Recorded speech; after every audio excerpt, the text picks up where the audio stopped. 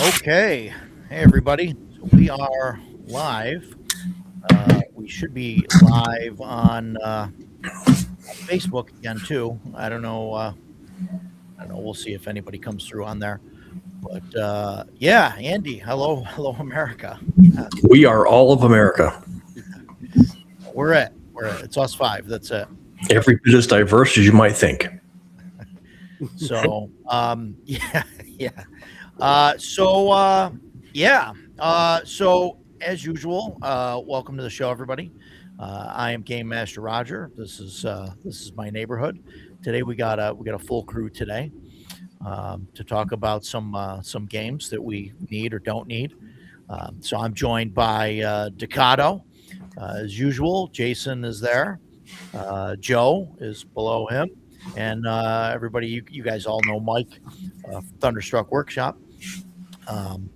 Yeah, before we get started, just want to see what everybody's bought or what games we played and all that stuff. I'm sure that everybody's bought some games that we don't need or possibly needed. The only thing really that I got in this week was this. I ended up finally ordering this. Nice.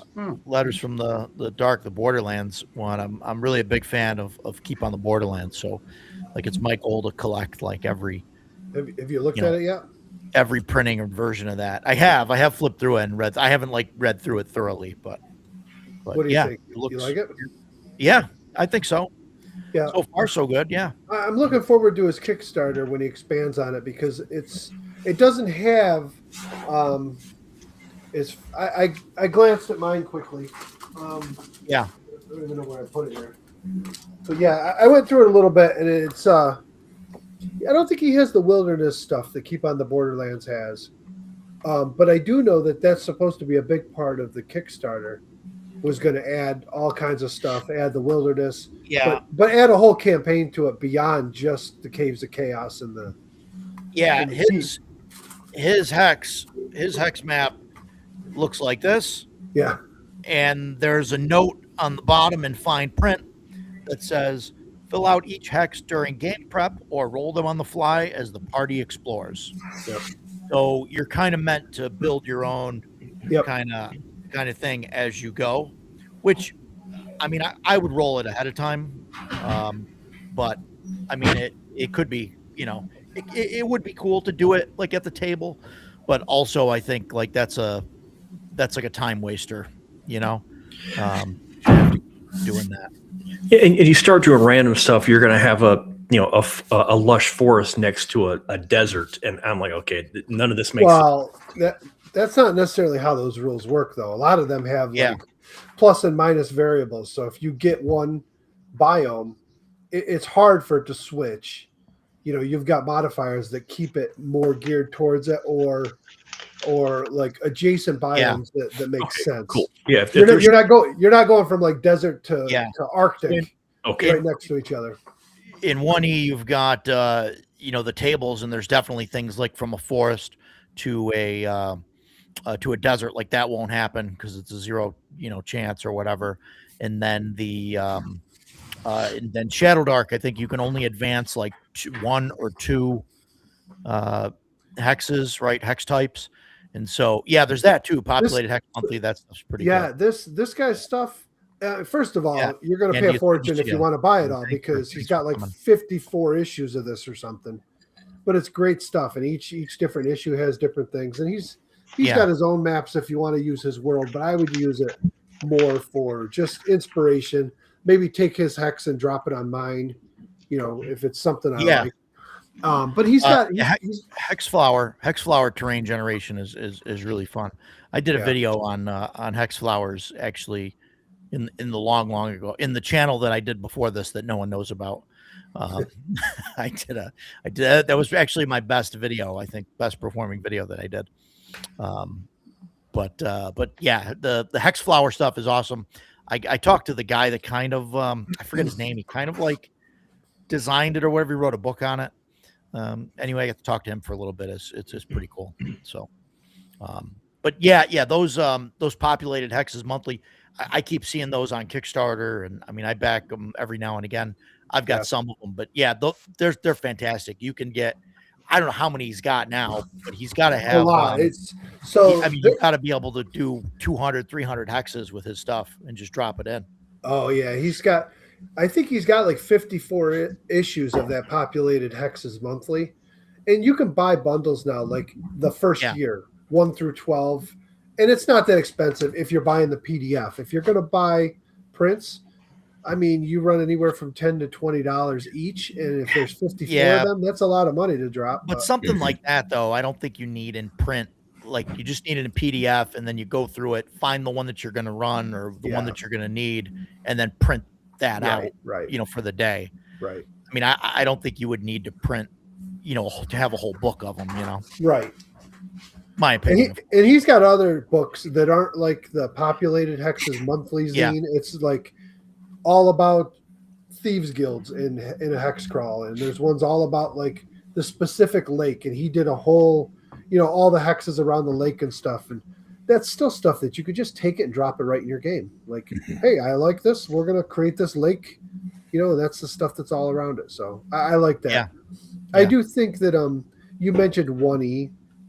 I don't think 1E is a great resource when it comes to hex crawling. I think because they had gotten away from that style of play in AD&D. It's more of I think there's a lot of generation stuff in 1E. Well, sure, but there's no hex crawl generation stuff. There's just random tables for monsters. What do you mean? No, there's tables to generate hex maps. That's what I use to generate my entire campaign map. So I can tell you for sure that there is. Okay. Yeah, I'm going to look it up. Yeah, look it up. It's a D20 table, wilderness hex mapping or something in there. I don't remember what. It's got to be in the Dungeon Master's Guide. Yeah, I got it right in front of me. You look that up, and then we'll. And then obviously we played. I think we're on our 5th session. I think it's 5th. Shadow Dark. Yeah. So that's been going well. We'll see. We'll talk about that in a couple weeks on stream and figure out what we've done. We're going to talk about it in a couple weeks, in game, and talk about whether we want to stick with it, pros, cons, things we're going to change, all of that fun stuff. So more on that, I guess, in a couple weeks. But so far, I think it's been going pretty good. I don't have anything else to say about it. From there. But Ducato, how about you? You got anything new show up, or any games? I don't think I got anything new. I ran a couple games. I ran Shadow Dark on Thursday, so we kind of finished up that adventure for the most part. and then I ran my CNC campaign on Saturday. That was good. That was session 79. Nice. Yep. Yeah. So we messed around with some different things. Shadow Dark. I let them roll a D4 at the beginning of the session to see how many luck tokens they had. Yeah. And some people made out, some people didn't, and they ultimately used them all. So Wow. they didn't last. Some people got like Yeah. 4, and I watched the caster burn through 4 luck tokens trying to cast a spell. It was great. That's crazy. Wow. That's nuts. And the dice were not on their side. So, but they were, because they succeeded in the adventure. They actually all 3. I only had 3 players and for that, and they all survived, and they finished off the big bad. So they did a good It only job. took them 20 luck tokens to do it. 20 luck tokens. Well, most of them actually, honestly, weren't even used then. They were used before they got there. Yeah. Okay. All right. We were trying to prep for the big battle and trying to buff each other up or heal and just nosediving on their rolls. So, Yeah. So we messed with that, and then we ran CNC on Saturday, and that went well. I'm actually running it again this Sunday. So Nice. yeah, Good times. that'll be good. What? How about you, Jason? What do you got? First, my order of modern necessities Oh, came yeah. in from Nice. our good friend, the Scrying Dutchman. I've only looked at it just a little bit. That's why I was looking at it live. So I really can't remark on it too much, except that I like what I see so far. It's for OSC, old school essentials, but I don't believe you have to have those books in order to use this. Kind of like Dark Light. It's for Shadow Dark, but you don't have to have Shadow Dark to play it. So far so good.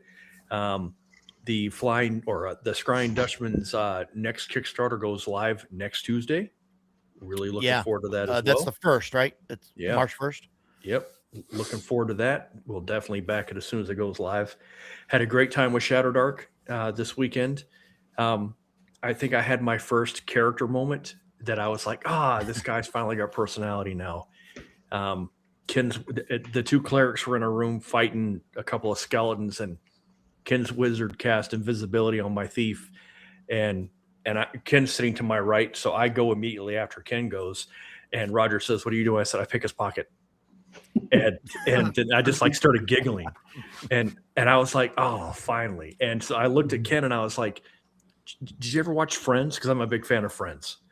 And he was like, "Yeah, I vaguely remember it." And I was like, "Okay, this guy's Joey Tribbiani." That's finally, I was like, that's his personality. He's not monumentally stupid, but he's not smart at all. But he's really friendly, and he's like everybody's favorite kid brother. And so that finally, dipshit has a personality that I can play a little bit.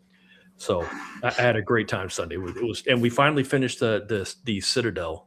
So now we're going to go out and do other things the week after next week. I won't be there next week. So Yeah. I tried to give we'll see Ken how his it money goes. back, and he wouldn't let me give it to him. So I'm like, oh, okay, whatever. So Joe did not have as good a time as I did, and I will let him tell that tale. So go ahead. Joe had a blast. Before we started the game, I came up with a get blessed quick scheme, and so bless gives you a luck token, and I was like, oh, well, I'll just bless myself, get a luck token, and then if I try to bless every other person, I'll just use my luck token. And sometimes you cast bless 4 times in a row, and it always fails. You just can't roll above 5, so it happens. Apparently, Yep. But it just wasn't so if anyone else out there trying to bless their party, just be aware it happens. But it wasn't just blessed. Joe has spell cards out, so all of his spells that he uses are laid out in front of him. And when he borks one, he flips it over, and he's sitting directly to my left, and I'm looking over, and I'm seeing the backs of more cards than I'm seeing the front. His cleric did not have a good spell casting night. Yeah, it wasn't good. Yeah. I thought you wanted to give it to the kobold and wasn't having it. Are you guys allowing players to hold multiple luck tokens? No, No. we just have one. No, just the one. Yeah. I'm thinking about changing that. I don't know yet. And man, we Yeah, I were burning didn't. through those luck tokens. Good. We would get I- one, and I would just immediately give it to the wizard or the cleric. Here, take it. Yeah, Yeah. I did that. And the last session was the first, pretty much the first session where they had multiples. Yeah. Yeah, I don't know. Well, we'll have to try it, see where it goes. But yeah, no, we haven't done that yet. Did you get anything did you buy anything, Joe? Did you get anything show up? Anything good? I don't know. I got this Runehammer Daggerheart mashup thing. I forget what it's called. I could go. Yeah, get it, hard but, suit. you know. The hard suit thing that he made? Yeah, it's a hard suit. Was that that? Hard suit primal. Yeah, Thank you for yeah. reminding me. Yeah, hard suit's one of his one of his settings for index yeah, card. I got RPG, that, yeah. and I got the like Daggerheart has cards, so this has cards, but Daggerheart kind of uses like a smaller font on the card to like write everything in there if it's a big thing, but Yeah. he decided keep the same size font but like reduce the art. So there's Okay. It reminded me of like one of those magic cards from Unglued where it has so much Oh, text. all the text The and the- person's kind of peeking over the Yeah. the border of the card. Yeah. So I like think that- I like it that way better than It's funnier that the way, increasingly smaller font size, to get it to fit on the card, because that gets. I mean, Yeah. I'm at that age, right? Like where trying to read some of that fine print is like ridiculous. I mean, just get a monocle, man. It's classy. Just get like one of those. Well, yeah, I know. Or actually wear my reading glasses when I'm supposed to. Yeah. There you go. mean- I think you look +5 intelligence when you wear your reading glasses, dude. Yeah. Like, Yeah. like I don't know if Jason, did you see him or did you put him on after you left that night? He must have put them on after I left. I don't know, but I end up Yeah. doing this, looking over my glasses. Yeah. Especially when I first started wearing Yeah. readers, I'd be at work at my desk and someone would walk in and I'd be looking over them. And I was like, oh, Jesus Christ. Yeah, I'm 40 and this 19-year-old's telling me what he wants. Ugh. Yeah. I got to get used to doing that. I think wearing them further down my nose so I can see over them at everything else that's going on. I just haven't. I don't know. Got to get used to it. I got to get used to this getting old shit. That's, Well, I've got the long pointy snout, so it makes it really good. My glasses fit very well right at the end of my nose there. Yeah. So yeah. So Mike, over to you. What did you get anything in? Anything new, exciting? Any gaming? Let's see. I got Shadow Sun. Oh yeah, nice. The funny Have you part dug is, into it? not much. No, not yet. That's Dark Sun for Shadow Dark, right? Yeah. Yeah. Sure. Yeah, Chubby. So the yeah. the funny part is, I posted about this on Twitter, and Chubby Funster replied back and said, "Oh yeah, the revised version's coming out soon." And I go, "Well, that would have been nice to know before I bought this one." And he says, he replied back and said, "Don't worry, I'm going to send out coupons to all the previous owners." So Good deal. looks like I'll be Yeah. buying it again. Yeah. And these came today. These I'm excited about these. These are great. Final Torch issue number 1 Oh. and Final Torch Okay. issue number 2. These are for Shadow Okay. Dark. So I don't know if you could see it here, but in this is 3 Hang on, adventures. So I'll put you on the. there's these 3 adventures in there, which you're not gonna be able to see very well, Oh. but All right. Right. so it comes. There's a hex map Oh, for you the want it jungle. So this whole thing is jungle themed. This one is. So there's I'll a leave you hex up map. a little bit. Hex Yep. map for it. There's all the hex keys. This is all made for Shadow Dark. Yep. That's cool. And let's see. Then you get into it, and you've got Sanctum of the Undertoad Queen, which I just saw a review of it. I guess it's actually a quite highly reviewed adventure. Level 3. And then, of course, you can move on to... let's see here. This thing... And where did these come from? So he's got his own site that you can order the PDFs from, or you can get the print versions from Amazon. And in the print versions, there's a QR code that you can scan for bonus digital content, which includes the PDFs of this. But it's not just the PDFs. It is the PDFs plus player maps, GM maps Oh, cool. of both the hex maps, the dungeon stuff. There's MP3 files in there for music to go along with certain nice. dungeons and stuff. There's handouts. There's all kinds of stuff. Second adventure is a 4th level one that's like jungle pyramid stuff. And the third one, these are weird in order because the third one's a 2nd level adventure. Yeah, so it's just like however they Yeah, but made it. Yeah, that's but interesting. it's all made to go in this jungle setting. And then part okay, 2, cool. so this is 80 something pages, which is pretty big for a zine. He's calling it a zine. Yeah, The second one is the pirates. And yeah, that looks cool. you know, it even says on here a new pirate setting of Fey Ocean. But then it has ship rules in here. There's entire I don't know if it's in here or if it's just in the digital content, but there's like pictures of like 20 different types of boats with stats for them and everything, different adventures, a whole hex crawl thing for the Fey Ocean. So Nice. my thought was I'm going to take the jungles and the ocean, Yeah, combine it with Cursed Scrolls 4, which is Kelsey's jungle stuff, hmm and then I'm going to add Jungles of Chult, yeah, Tomb of Annihilation, and okay. 2 more books here. I can figure out where the heck I put it. So what? I don't see issue 3 out there. Is that is that out there yet or Issue 3 is not out yet. Issue 3 not out yet? Okay. on the back here is going to be Shards of the Frozen North. Oh, it says it's so- coming. Okay. But I got to tell you, I'm super impressed with the quality of these books, what's in them, and all the extra digital content. I will buy every one that he has when they come out.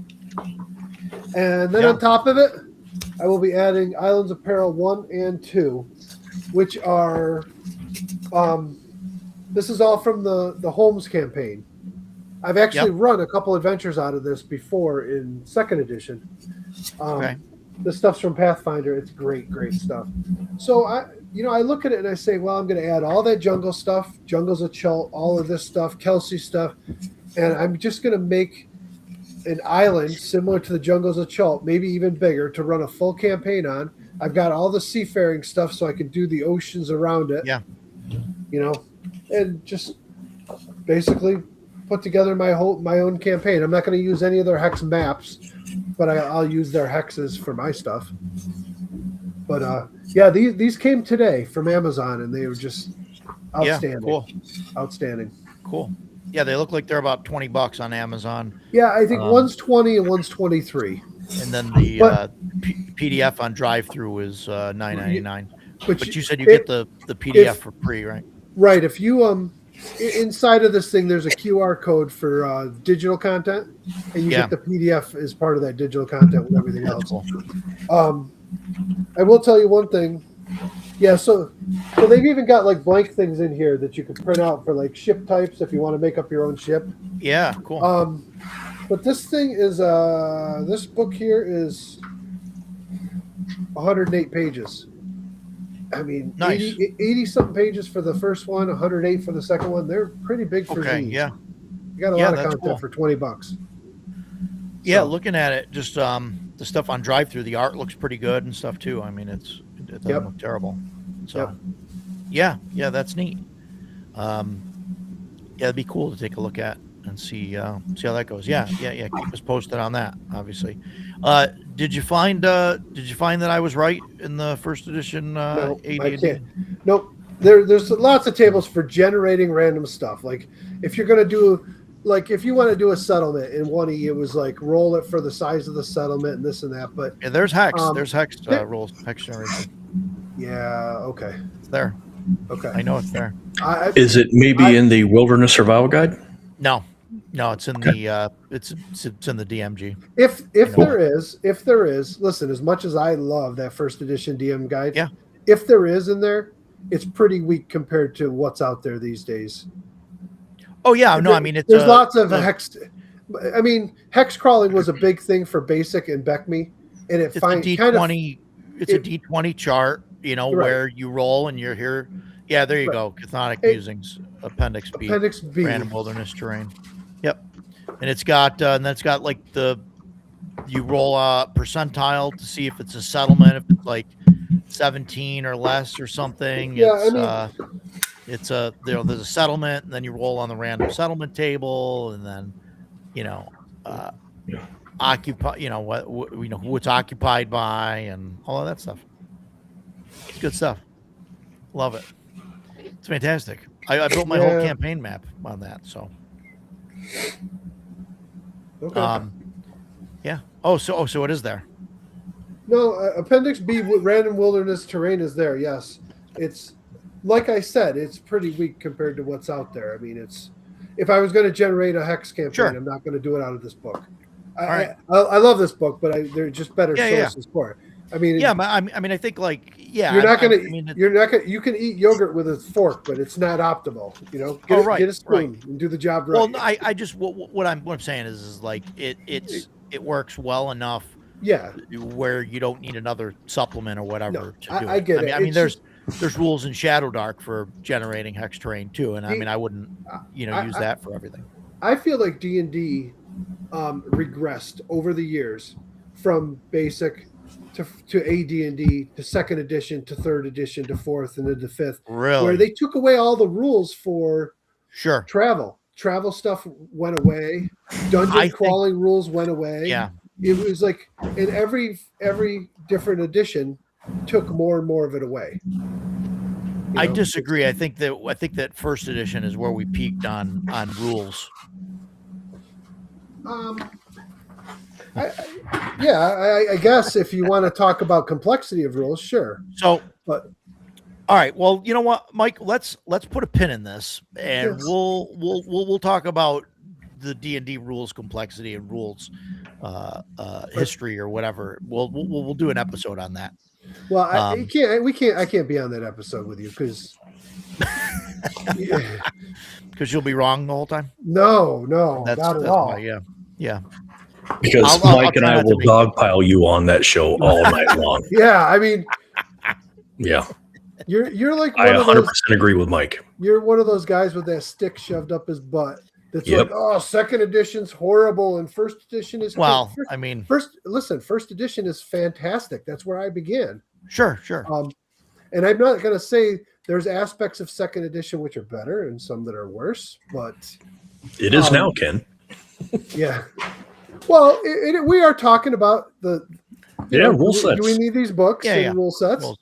I would never dog on AD&D first or second Sure. edition. It is amazing, and that's where I've spent 30 plus years running games. So don't get me wrong, I love them both. I'm just saying there are better tools for certain things. You know, Sure. You're not going to take absolutely. you're not going to take the first edition rule set and reskin it as a Star Wars game and say, "Here we go, we're playing Star Wars." There's better systems out there to do it. Well, yeah. I mean, that's true of any system. I think. Though, Right. you So know. I'm just saying, Um, use the you yeah. know. Sure. There we go. Yeah. Thanks, Dave. Is that your alter ego? Thanks, Is that Dave. like Yeah, your it's your me. separate It's really account me. that you have just a That's comment mine. in here? That's my name. Yeah, that's me. Thanks, Dave. So no. I get what you're saying. I do. And you know, I mean, I like 1E and like what it did and all that. I mean, you know, but oh boy, Mike, there's a question for you from Ken. Okay, so I don't know Daggerheart at all, but from the little bit I watched on a couple of videos, yes, first edition is like first edition's here and Daggerheart. I can't go low enough. Like I'd have to. I know you like it, and I'm sure there's some good parts to it, but we can all be wrong. I mean, most of us here at some point played 5th edition, right? Yeah. We were all wrong. Yeah. We learned over time. First edition Daggerheart. I want to know why Dave thinks second edition is an abomination. I would like to hear an explanation of that. Address that. Yeah. because they only made it for. I'm guessing this is gonna be his response, but because they only made it because, well, I mean, obviously they had to clear up the rules and stuff, but there was a lot of pressure from the whole Mad Mothers Against Dungeons and Dragons and all of that stuff, and they needed, I mean, obviously they needed to print more books, they needed a new edition, all of that. That's the same thing we see now, and why they're talking about a 6th edition, 7th edition, whatever it is. But I mean, they pulled out all the demons, and like they sanctified everything. That's not why they made 2nd edition, though. No, but that's part of it. That's part of the reason. No, that was just part of how it was created, not why it was created. Okay. All right. They created we 2nd can edition to disagree, start but- edging Gary Gygax out of the company, which needed to happen. Sure. Because he was spending Right, money 'cause they on coke booted him out. and broads before Yeah, anything else. absolutely. Well, they already got him out of the company when they started talking about 2nd edition. Sure. Right. Absolutely. Yeah. So, but they were basically doing the same thing to him that he start did with to the Ringbound Arnix. Monster book. Or I actually Arneson think the with Ringbound 1st Monster edition. book was pretty cool, but I think I like you that. you Yeah, got that on So- that on your shelf, don't you, Mike? Or no? I do. Yeah. Yeah. I Ducato do. probably has his too. And it's I wish beat I up. still had mine. I thought it was a and great it- idea. Listen, it's beat up like everybody's. It's so that was a product that was way too far ahead of its time. If you put that out today, just like Troll Lord Games did, I've got it sitting here. You can print every single one of those sheets. So if one of those sheets, so back then you couldn't do that stuff. When those came out, they couldn't. So Right. it was ahead of its time. If they put it out today and said, "Hey, here it Could is. be It awesome. comes with the sheet of them and a PDF. You can mark them up all you want. You print a new one if you need it. You do whatever. A sheet rips out. You Yeah. print a new one.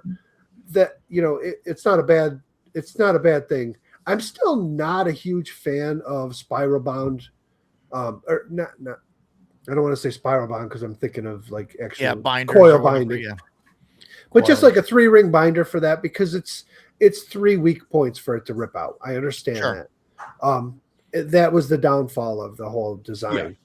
But I was very happy when they switched to the hardcover book and then the supplements. Mhm. I didn't have the supplements back in the day. I bought those all in the last couple of years.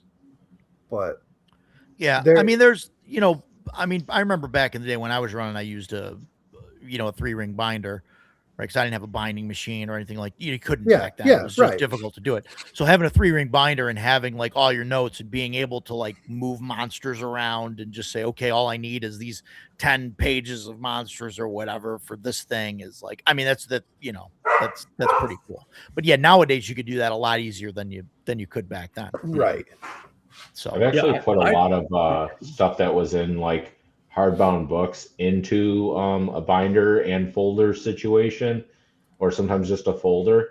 And for running games, it's great because it's like one pocket of my folder has the character sheets, the other pocket has like Yeah. all the maps I need, and then any essential rules I need, I just have them, in like those little plastic sheet cover things, and they're Oh, in there. yeah, the So, clear. like, yeah, I mean, it's not great if you need an obscure rule or something, but I have everything I think I need to run a game in a folder, and I just bring it to the game, and it's great. Yeah. Instead of bringing like 10 books, to the Well, Yeah. that's And it how I lays do flat. it. And it lays Yeah. flat. If I'm going to run, I'm running the dungeon there that we've been running, Citadel. I went and took every single monster that's in the Citadel and in the random encounter charts, and then I grabbed each one of their stat blocks and made a PDF of just those and printed that Yeah. out. So it's a table copy. So I don't even have to open up the book to find it. I've just got a couple sheets there, double sided, Yeah. that has all the stuff on it. I showed Right. Roger, and you know what Roger's answer was? Oh, that's neat. I probably wouldn't use it, but It is that's neat. I said it was neat. That's true. I didn't say Roger it like has the that. wizard thing going on. He has the full wizard thing going on. He needs his tome in front of him, and he needs to go through the tome to, that's No, I It's think Roger, having man. everything He easily loves it. accessible is good. Mike, I didn't say, oh, that was neat." Yes, you did. Yes, you did. Not like that. Well, that's how I read it. You Oh, typed it to me. That's how I read Oh, it. because it was typing. Okay. Yeah. Yeah. No, that's cool. It's cool. I'll give it to you. You've done some things that I got to look into, doing myself, like doing the thing with the map is pretty cool, printing out that huge map. But I am looking, you got me looking now, and I looked, and there's Best Buy's got a 55-inch TV for $199 Yeah. right now on sale. So There's a- I'm like, So Best Buy has a 65-inch for $225. yeah, is it That's what okay? That's what I I think. saw a I'm gonna use. 55 on sale for $199, and like It's a their ad. Samsung. It's a Samsung with like I forgot what the smart TV portion of it is, but none of that really Yeah. matters as long No, as who it's got cares? as long as you can, most it's going to be hardwired into a computer. But even if it's got Chromecast, so if you want to throw something up real quick from your phone or whatever, as long as it's got Chromecast and that's all that matters. Yeah, I mean, and I've got a couple of the Amazon Fire Sticks floating around and all that. So I Yeah, mean, yeah. even if it didn't have a Right. thing, but yeah, I've even got one of the original Google Chromecast devices that just plugs into the HDMI, and Yeah, that's there all you it can go. do is Chromecast. yeah, So there you go. Yeah, that works. That's neat. yeah, that's cool, Mike. But no, I consider doing that. I don't. You were talking about building it into the tabletop. I think that's Yeah. an excellent idea. I'm Yeah. thinking about like for now, just kind of building a framed box. Yeah. That's maybe 3 or 4 inches deep, however deep it needs to, to hold the depth of the TV and stuff, and just putting that, on the table. What I would do if Box you're going out to do the that is TV. build yourself a box that the outsides of it, you don't have any overhangs or anything on the outsides of it. So Mhm. if you wanted to later put it into a table, you could literally inset that box Oh, right yeah, into the right. table and then just trim Yeah. around it. Yeah. That'd be the way to go, because then Yeah. then you Sure. never have to change anything. You could just add it to your table. Yeah. Right. Yeah. And then that might be what I do. I don't know. And I might start with that path instead of building the whole table at once. I might just buy the TV and get started with it. Yeah. Yeah. Yeah. Yeah, that's so a little funny story here. Decado and I talk all the time, and he'll ask me questions about 3D printed stuff, and I'll tell him, I'll give him an answer, and he'll be like, "Oh, okay, that's cool." Roger, he'll ask me a question, I'll give him an answer, and he goes, "No, I don't think that's right." And I'm like, "Why'd you ask me? Not Why'd all you the ask? time. Why'd you ask the guy that's been doing this for 10 years? If you got a better way, go ahead. Let me know how it works." I'm trying to have a discussion with you. I'm trying to have a, just a back and forth. Like, what do you think about this? Or what do you think about that type of thing? What settings did you use to print that? I'll tell him. He'll be like, "You can't do it like that. You got to do this." I'm like, "Okay." I don't think I've ever said you can't do it like that. I think I've asked, why would you do it like that and not like this? And then that's when you get upset and tell me that. What do why'd you think, ask me or Jason? whatever. Do You I know think Roger? that Roger would tell you you're wrong? Yes, absolutely. I'll give you shit about it, but I never get bent out of shape about it, so don't worry about that. No, I know. I have fun. I I'm- just busted on you. No, I know. No, I'm okay with that. But I want to finish the discussion on the 3-ring binder for the Monster Manual. Or the Yeah, Monster sure. Compendium. Sure. I loved it. Now, there is no denying that it had multitude problems. The binding, the clips would bend all the time. You would rip the pages out accidentally. Absolutely true. But I thought it was great that, like, every supplement, like Underdark, when the Ruins of Undermountain came out, you open the box up and the last 4 pages are new monsters that you can throw into that binder, versus having another thing that I've got to pull out of this box and fold it in half and set it aside if I want to use this monster. So I really like that. However, I have to be completely honest that a lot of my love of that 3-ring binder and second edition, it came out, I think, in '88. I was 16 going on 17 at the time. So, although I learned to play Dungeons and Dragons with Basic Expert in first edition, second edition is when I became an adult as I was playing Dungeons and Dragons. Yeah. And, I deployed to Desert Storm, and all of my entire platoon was playing Dungeons and Dragons at one point. All of the lower enlisted guys, we were all playing D&D. After Desert Storm was over, I volunteered to stay another 3 months. And I was repainting the vehicles green before we sent them back to Europe. And we worked 12 on and 24 off. That 12 on, we worked for about 5 hours. We slept in the paint tent for another 7. And then we would go and we would play D&D for 24 hours. And it was all second edition. So I have thousands of hours of awesome memories from second edition. So I will always defend second edition because I thought it was a really good system, and I still think it's a good system. I have to address what Dave said there. Go ahead. The art What, that the art sucked? the art Or the does bind- suck. Oh, I didn't even the see art that. the art does suck if you're looking at the revised prints. If you go with the original prints, they were loaded with Elmore and Easley art. and Yes. it was all I don't great stuff. I don't know if we're talking about the same thing. I thought he was talking about the 3-ring binder monster art.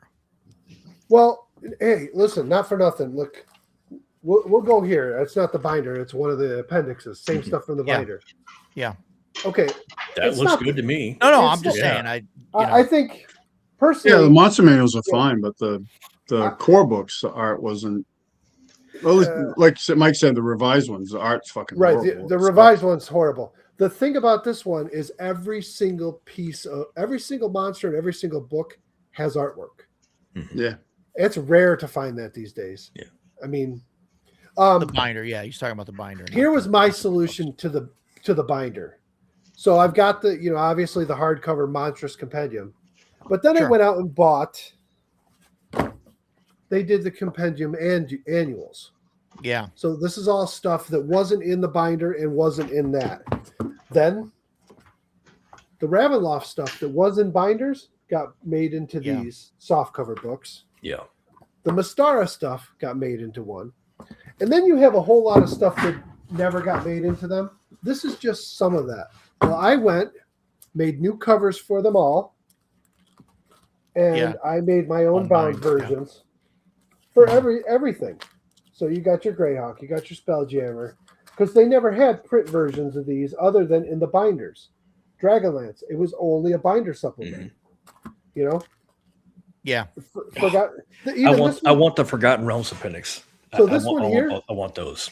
Yeah. this one wasn't even printed. This one's a web supplement that I printed and made it into its own booklet. Cool. And then there's the Forgotten Realms appendix. Yeah, to me, this is the hardest part for me not playing second edition is I have so much amazing materials for it that's and it's like Forgotten Realms. Even the people that don't like Forgotten Realms, there's so much material in those books that you can use for your games. Yeah, Even if sure. you don't want to oh play yeah. Yeah.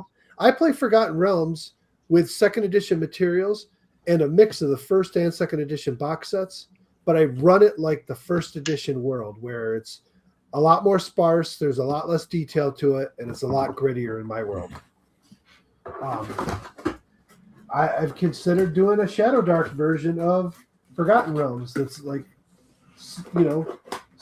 you give it some kind of cataclysm or something that happened. The world itself is in ruins Sure. and dangerous, and it's your game. Do what you want with it. So that's why I Yeah. always, when people are always like, "Oh, I hate that system. There's too many high levels in there." You're the DM. They're only in there if you put them there. Mhm. Yeah. Right. Right. I don't know. Okay. Sometimes Can I show I'm what I was talking about with those cards real quick. Just Yeah. Yeah. I- Sure. I had to use the restroom and then I got up. So this is a normal card, right? Here, hang on. Let me Oh, okay. put you on the big screen. Yeah. Oh no. Okay, so this All right, is so a there's normal a normal card. card. Yeah, it looks like half Okay. and half. All right. This is another card. That Right. was a little more. Yeah. Okay. And then this is the one I was like Third. starting to laugh at, where it's like Oh my God. just Yeah. It's just the header. Yeah. but that's how you like it, Roger. So that's the right way, right? Like Well, I mean, I like if the alternative is That's the smaller Steven and Chenault smaller method. font size, Yeah. like I mean, then I'd rather have a standard font size, that doesn't get progressively, smaller. yeah, that's the right way. Why we don't need to even discuss it. That's the right way. Forgotten Realms Gray Box, best setting, second only to Dark Sun. Totally agree. I love Uh, Greyhawk, big fan of Dragonlance, but man, that original Grey Box Forgotten Realms. Yeah. As soon as I opened it, I was like teleported into the Forgotten Realms and never wanted to leave. See, I will agree with you both there, but there's one other setting that belongs right up there in the top three, and I can't rank them. It would be Ravenloft, Dark Sun, and Forgotten Realms. Yeah, Ravenloft, or like Ravenloft second edition, where they brought in where it's the whole, like all the other planes and all of that stuff. Or are you talking This- about just like Ravenloft, Strahd, No, second edition, Barovia. the Demi-Planes of Dread. Okay, I'm not a huge fan of exactly running the Demi-Planes of Dread. I like taking parts of Ravenloft and putting them in my world somewhere. But yeah, it's a great, amazing resource that, every Demi-Plane was different. One of my favorite adventures ever was Night of the Walking Dead. First level adventure in Ravenloft, and it is so much fun. I've run it many times over. You're calling it Ravenloft. I've never heard it pronounced that way. It's not Ravenloft. It's Ravenloft. I don't know. It's Ravenloft, but Okay. I Ravenloft? didn't want to argue with him, so I just let him You have it. didn't want to tell me it was wrong Yes, yet you again. did. No. Yes, you did.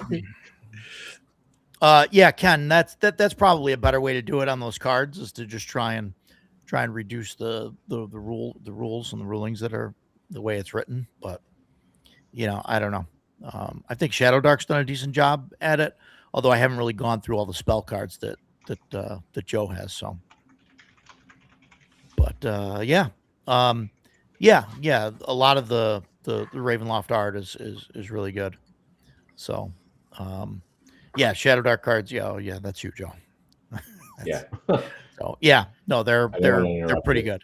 They're legible and all of that, but they don't have, half of them aren't art. Like, so they can put more stuff. in Yeah. there. Yeah, true. So today we're talking about do we need all these rule sets? I know we kind of touched on that a little bit with the 1E and basic and second edition, all that stuff. And I think there's two answers to this, right? I mean, like yes and no, right? But like my first gut reaction is no, we don't need all these different rule sets. But also, yeah, it's crazy, right? But really, like without some of these other rule sets wouldn't have been made. I mean, like without third edition, right? And the whole thing with the OGL, and like without fourth edition, right? We don't have things like Pathfinder or Dungeon Crawl Classics or what, or maybe we do, right? But maybe they're different. I don't know. But it's like that transition, right, from third to fourth kind of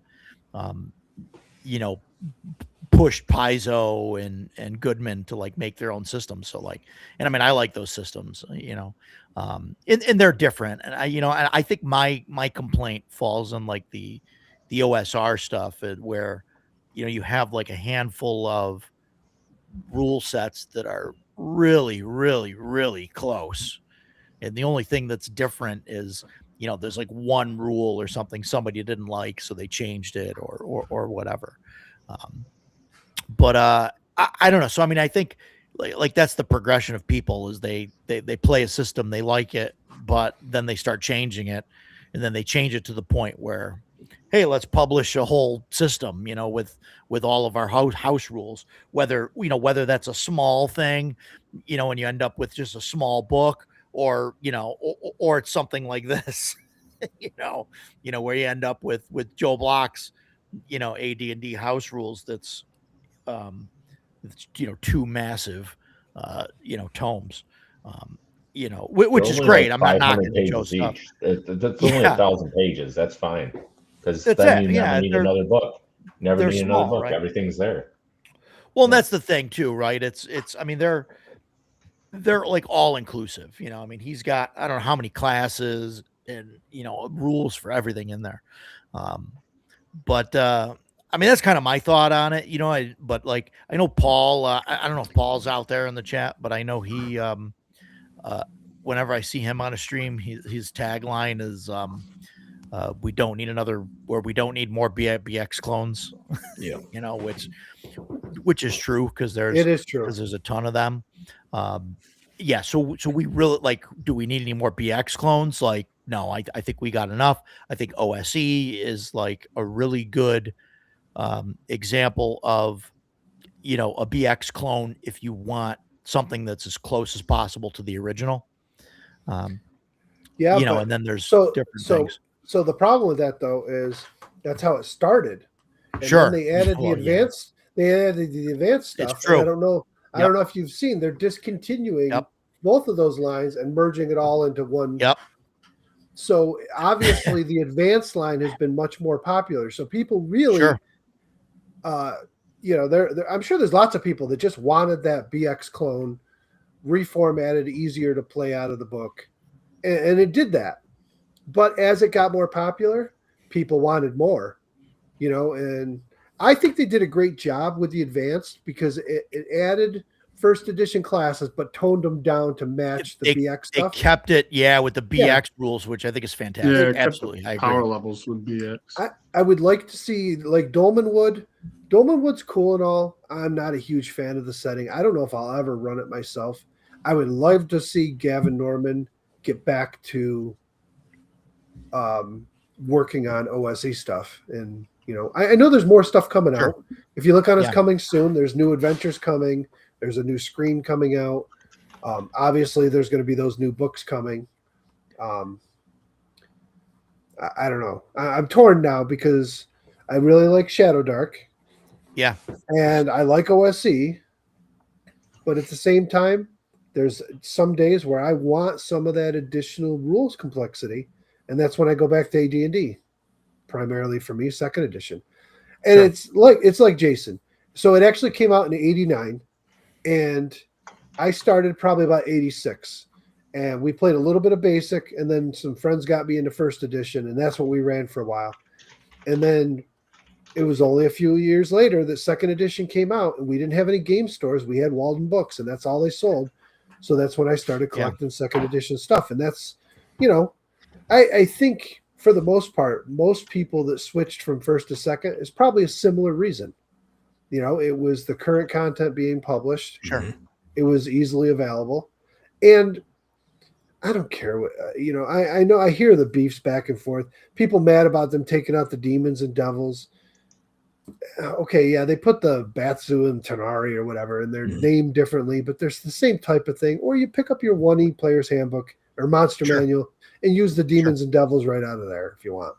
That was why I didn't buy it when it first came out. I mean, I never bought the core books, but I used to buy other stuff for it. But when it first came out, there was no assassin and there was no demons and devils, and I was like, what do I need this for? Like, I have it in AD&D. So some of my guys I played with bought it. That's how I have the DMG. It's because I inherited it, but I never bought it myself. Now, I will say, as I've gotten older, I prefer a rule set that is much more tight and concise with what it has in it, and then have supplements to be able to add what I want to my campaign. So I actually don't mind that assassins aren't in there or monks aren't in there. Monks, the way they've always been designed, are horrible. They don't fit in a medieval fantasy setting. Right. They don't. They're They belong in Oriental Adventures, not in Western. Right. Well, that's European. so Dave brings up, Dragon Slayer being nice between 1E and BX, which is true, but he changed the monk in there to be more like an actual Eastern. monk would be. Western, Right. like a friar. Right, like a friar instead of the, Kung Fu master. Right. And I think, and I think that's more of how they should be in a medieval fantasy type setting. Sure. I agree. That's one of the things I like about Joe Block's AD&D is that he didn't put the monk in there. It's in his version of Oriental Adventures. Yeah. That's the way it should be. Like Books, I've always hated the monk, so I don't mind the Dragon Slayer one. That one's fine. But like when we played AD&D or any version of the game, third edition, fifth, I've never liked the monk as a game master. I'm just like, it doesn't. Right. It doesn't fit. Right. It doesn't fit my setting. It just that doesn't I'm fit. using. Yeah. Never cared for them.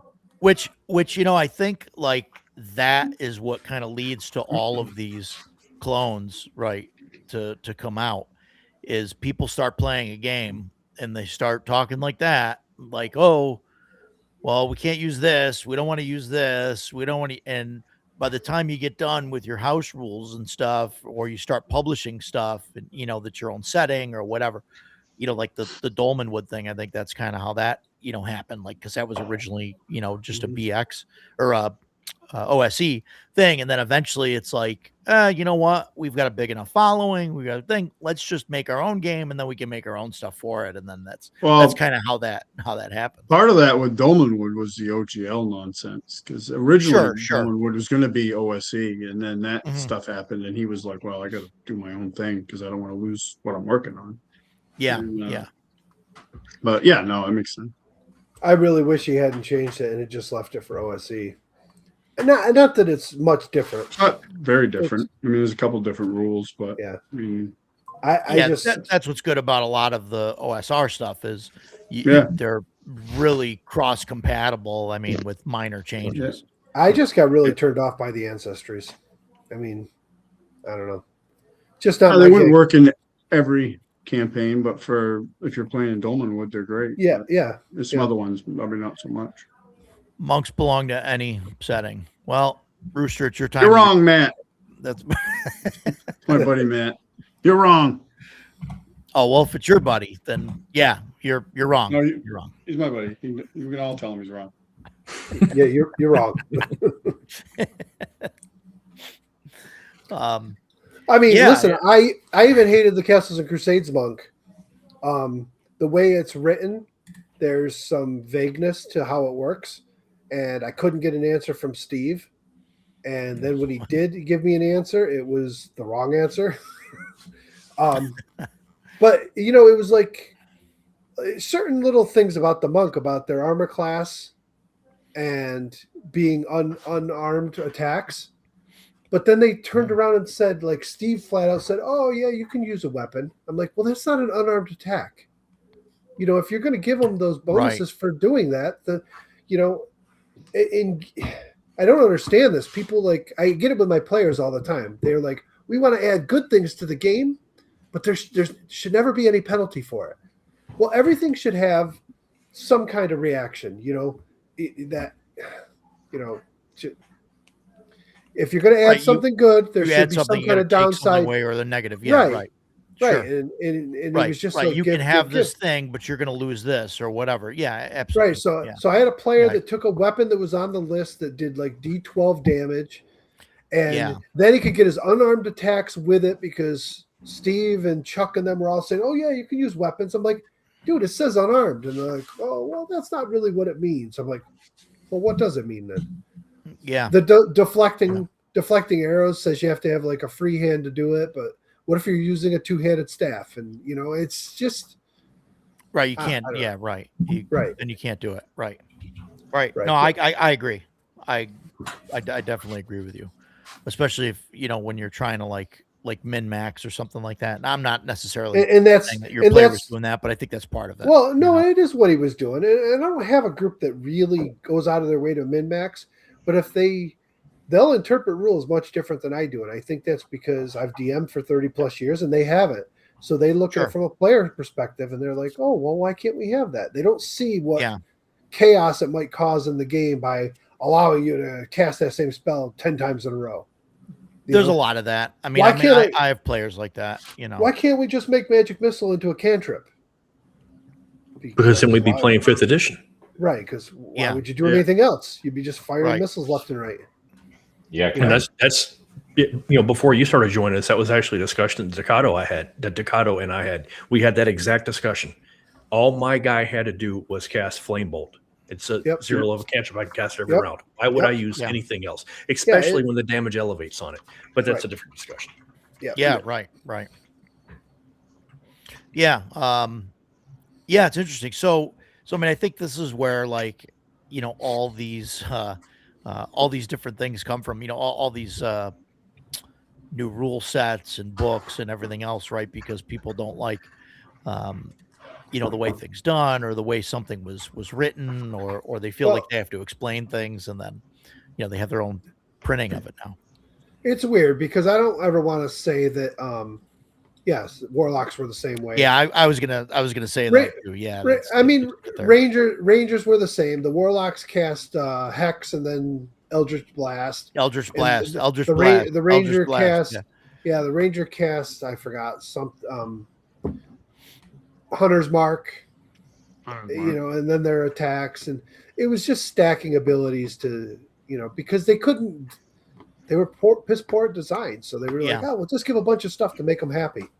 And it still Yeah. didn't work. Everybody hated the Ranger. It was pretty lackluster compared to others. I mean, Thief, they couldn't figure out what to do. So they're like, oh, yeah, just go hide next to your buddy's leg and you can get sneak attacks, every round. What? The old, backstab used to be you got to hide in shadows and get behind him. You had to work for it. Right, you worked Yeah. for it, and it was once per round, and then you did big damage. But it doesn't matter when everybody's got 40 hit points at second level. Your backstab isn't going to do much, so they got to let you do it every round. Yeah, right. Excuse me 1 second, guys. Right. Yeah. So, what's your guys' thoughts on that kind of thing? What on We touched on it a little bit printing stuff, yeah. earlier, and part of me is like, no, but then it's like, well, now there's a game for everybody. If you can't find a game to play, that's probably a you issue, not a game issue. That's And, absolutely true. So, and there's some, like I was saying earlier, like I played in a game at ShireCon, and that game I was interested because I wanted to check it out, and I checked it out, and I'm like, this game is not for me. But there was another guy at the table that was having a great time, and I'm like, awesome. That's Which the game are you for talking anybody. about? What's it called? Against the Dark Master. Yeah. I've seen What it. how about you, Jason? Where were you at when it comes to this stuff? To be honest with you, I don't know what the question is because we've gone around so many circles. I have forgotten. So could you please? No, what do you think give me about the topic? having all these rule sets? Do we really need all these? Do we all need these them? clones and all that No, stuff? we absolutely don't need them. I'm looking at a shelf to my left, a shelf behind me, and a shelf back here that is filled with hundreds of books. Many of which are very similar. I've got Dragon Slayer and AD&D and the original AD&D all in the same shelf area, all very similar. A little bit of changes here and there, but just because we don't need them doesn't mean that they shouldn't be made. I can point to any of these systems that I have and be like, oh, I really like this about this system. We played Heroes Unlimited a few months ago. Ken was running, and it didn't go that well, and we were all kind of frowning at the end of it. But I can still flip through that book and be like, I love this. I love this. This is a great rule. And this is a great rule. So I'm okay with any of the stuff being published. And I'm going to land on the same thing Ducato said. At this point, if you can say, oh, there's no game out there for me, then you are not meant to be playing games. You should be digging a ditch somewhere. Keep yourself occupied. Because there's just way too much content out there for anybody to be like, oh, I can't find something I like. Yeah, it's definitely all out there, and anything you can possibly imagine is out there. Yeah, it's crazy the amount, especially nowadays with with drive through and publishing stuff now. Other than even 20 years ago, 30 years ago, right? Even 20 years ago, you could print stuff, but like today, it's like you don't even, I mean, you think about 30 years ago, right? In order to publish a book, you had to either start your own publishing company or, to print it and everything yourself and all that, or like somebody else had to approve it to actually print it. And now it's just like, oh yeah, you want a book, you could type up anything you want and you can send it to, drive through Lulu, Amazon, or what, and they'll print it and sell it for you. and Ducato was talking about his experience playing against the Dark Master. He did not enjoy it, but another guy at the table was loving it. That was me with Morkborg. I played Morkborg once, and half an hour into the system, I was like, this is not a game for me. But going down to Joe absolutely loves Morkborg. There you go. Just because it's not for you doesn't mean it there's not some value in the system. Well, some of my players at my table absolutely love 5e. I cannot fathom that, but I listen. I've run multiple campaigns with them. We even ran one last year, a year and a half ago, as a last minute attempt to see if we could make it into something better. I ran Curse of Strahd. I love Ravenloft. I've run I6 multiple times. I've run House of Strahd before multiple times. I love the setting. I absolutely hate Curse of Strahd. It's, I mean, they added a lot of stuff, and I think a lot of it was done as filler. But I also think it's when you guys started this conversation and you said you didn't like rolling like a hex crawl, you don't want to roll it on the fly. Well, there's something to be said about that type of emergent play where nobody knows Sure. what's going to happen, the DM or the Yes. players. And when you roll some new point of interest and it says that there might be some ruins here, and you roll it up and it might say that there's orcs there, or it gives you a little backstory of what there's some missing artifact there. It's on you as the DM to make that interesting, but it's also Sure. on the players to get that little hook and be like, we want to go explore that. My only thing against rolling the on the fly was what I was, I just don't want the terrain to be weird. It needs to make sense to me. But other than that, which one is it? Forbidden Lands. I don't see it up there. I have no idea where my book is. But the whole point of Forbidden Lands is here's a blank map, and you're going to go out and explore, and whatever you find out there, you're going to be rolling it, and that's what you're finding. Right. I love that kind of thing. I just want the terrain to make sense to me. That's all I care about. So I'm planning to run a hex crawl this next campaign, and I think my plan is to make up the map and make up the biomes already. So I won't be rolling the terrain. I'll be rolling points of interest and stuff along the way. So, but the biomes will already be set, so it makes sense. I set up my world how I want it, and then as they explore, I may roll for that, and I may even pre-roll a crap ton of points of interest and write up stuff for each one. So then, when I roll them on the fly, I pull out the sheet for it, and there it is. There's our adventure for the next 3 sessions because, and I didn't know what's coming. They don't know what's coming. It's something that they stumbled upon and decided to pursue. Joe,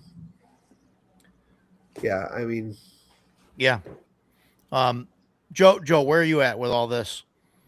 You think we need all this stuff, or I noticed the plethora of books behind you, like the rest of us have. So, well, you know me, I got to be a little different. I don't think as we had this discussion, I think on the way back from Page, I don't think we need any rule books because we're using our imagination. I think we can make stuff up on the fly, and the group you're playing with decides the rules as you go. Like you might say a dagger does D20, and I go, oh, I don't know, maybe a dagger should be a little smaller, like a D10. And then Jason goes, but a polearm's a D10. And I go, oh, well, maybe we need to do a D6. We could people can figure out a system without Dungeons and Dragons, without Morkborg, without anything. You could just use, because we're using our imagination, right? And then we're putting rules to it to make it a game, right? That's what makes the game, the rules. But I don't think we need any of it. I think as humans, we want it. We want the different systems. We want the different rules. We want the different flavors. Like we also talked, not just back from Page, but several times, about how there's 3 Viking Morkborg systems out. And I want them all because they're all a little bit different. They all have a little bit of a different focus. They all have a little bit of a different angle to them. And even if the thing I like about other systems is, okay, maybe the system sucks, but like maybe that's where you go, okay, the reason I like this system and not this system is because of whatever, and that if you didn't have that second system to tell you why you like the system you like, like some systems are just there to be bad, dude, and that's fine. I don't have a problem with bad systems because it's like it makes you appreciate the good systems more, and like, am I kind of upset I bought a shitty system? Yeah, but at the same time, that value gets added to the systems I do like. And why I like them and how I like them. And you're a much more positive person than I am. Yeah, right. So when I get a shitty system, I want to burn it to the ground. Matt has run a lot of Morkborg Force one-shots and things like that at conventions, and he's an awesome GM. I've enjoyed every game that Matt's run. Yeah, Morkborg, Mothership, even the weird stuff. Dragonbane. Yeah. Everything, right? It's been fantastic. So I really like it. But yeah, I agree with what Matt's saying here. It's not a campaign game. PCs are inherently weirdos, And so, so he's saying, Jason wants to like his character, which, Absolutely true. that's, Yep. that's a flaw that we forgive. That's why that's one of the reasons. Sorry, Edgelord, it's never going to happen. I don't play evil. I've Right. played evil a couple of times. I'm really good at playing evil. I don't like it, and I don't like the character that I'm playing, so it makes me not want to play it. He's exactly correct with that. Yeah. But yeah, I mean, Morkborg, I think for one shots and stuff has been fun. I know Joe has had some success running kind of a campaign out of it. I don't know how far you've gotten with that. I don't want to do campaigns. That's the thing. Like sometimes Right. we're having fun, and it's like, okay, so you did the thing, and now I'll throw something else out there, and we'll go towards that goal. And then, when people stop, that's why a hex crawl is good. Yeah. Because you don't have to design the campaign. You just put a world in front of them. Maybe you pre-roll the points of interest. Maybe you don't. Maybe you do it all on the fly. And let the players create the story as you go. When they move into a hex and they see in the next hex over there's ruins there, they decide whether they want to go explore them or not. And if they do, then either you randomly roll it all up as you go. And I know it was said earlier that it can take time, but there's some fantastic rules for rolling this stuff super fast on the fly. Yeah. As long as you're willing to improvise as a DM. If you want it all laid out on the paper, then probably randomly rolling isn't the best way. But if you want to randomly roll it where it tells you, hey, there's ruins here, and these are some characteristics of the ruins, and these are the monsters in the ruins, and this is why it's here, and then you go from that, they're perfect for that. No, there's definitely something to be said about that. And I just, like, I've always pre-rolled, and I'll roll some things randomly at the table. But I don't know. I like, especially after playing Shadow Dark now for a handful of sessions and Blacklight, like it's just, the game just goes so like smooth and quick.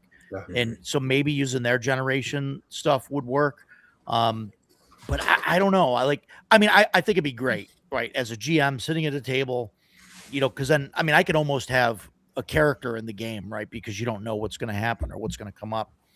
Not that I would do that as a GM, but, and maybe it's worth a try, to try that someday. So I'm curious how that works out for you, Mike, right. Doing random generation when you get there. So how many sessions in are you guys now? 4? I think we 5, just did 5, but it's 5? 4 or 5. It's yeah. So I know you guys Shadow are Dark, approaching. You were going to have this sit-down conversation and talk about it. Yeah. I know you haven't done that yet, but without getting into a full-blown conversation about it, what are your thoughts so far? Because I can tell you just from the few sessions I've had, but all the reading I've been doing, I'm really liking it more and more the more I read on it. I like it. I think there's only going to be some minor adjustments that we're going to throw out there. There's simple things like initially I looked at the thief and I didn't like it. I'm like, there's no rules for how he does stuff, but there actually is. Yeah. There actually is rules for it. Yes, there are. It just like Ducato and I had the conversation about it. I don't allow non-skilled players to try and do skilled class-based things. Mhm. So Right. if a thief can pick locks with his tools, the wizard can't. Right.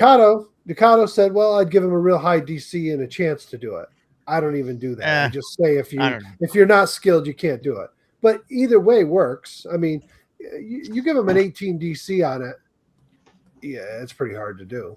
But Matt, we got to get you on and talk about this when we do the alignment show, because that's going to be because stuff like that I think is going to come up in there. So that'll be interesting. Sorry, Mike, I just wanted to hit that. no, that's all right. But I think that Shadow Dark is going really well. I think the only thing that I'm gonna have trouble with is I got to figure out the math for the higher level stuff, because I'm using like at higher levels, I'm making it so, well, even at lower levels, whenever, but characters can take gold and build, a keep and, all that stuff. And so I was using some of the old Judges Guild things for that. And it's just the gold pricing for 1/10. that. I'm going to have to, right. And I think 1/10 is that's gonna generally work. They've been talking about it a little bit on Discord, and I think Yeah. 1/10 is about what they're saying is about appropriate. So I'm gonna But- go through it and see where that goes. But the way with And- the carousing and stuff, it's gonna be a point where like none of the characters are gonna want to build, a house or build a castle or a keep or fix up a keep when they could spend 1,600 gold to go carouse. You know what I mean? To go get drunk for 2 weeks. Why would they? Well, Get more XP. Yeah, but wait, why wait, would wait, they build? Not to Wait, get wait. too political, but this is what we're facing in the American economy right now. Do people just want to go get drunk for the night, or do they want to own a home? It's a toss-up. I want to get drunk. Even I already own a home, so You I own a wanna house, just get Joe. drunk. You can get drunk Yeah. whenever you want. Yeah. No, I'm just saying. These young people. Do you want to get drunk tonight, or do you want to own a home? I But don't necessarily. To Roger's point, though, this Sunday, my thief, we had found a set of magic leather armor and uncommon magic items, which magic armor is. You roll a d6 times 100, and that's how much its value is. And then the vendor was buying it at half the value. So I sold my leather armor, my magic leather armor, and bought a suit of mithril chainmail. And that was 240 gold. 240 gold is a whole lot of carousing. Mhm. And it was really a tough call for me, but I was like, to hell with it. I want to get this armor because, and one of the things I like about Shadow Dark is there's not a book this thick of magic items or things to go spend your money on. So it was like, I've got this mithril chainmail, and unless by some miracle we find a magic suit of mithril chainmail, this is the best armor I'm ever going to have. And so that purchase, I don't ever have to worry about it again. So now the next time we come across, a 50 gold piece gem, I'm not going to be worried about, oh man, I can save up and get better armor. Where something like Castles and Crusades, the top tier armor is 1,000 gold. And then if you want to have it made expert level for, better encumbrance value or better defense, it's times 10, 10,000 gold for a suit of armor.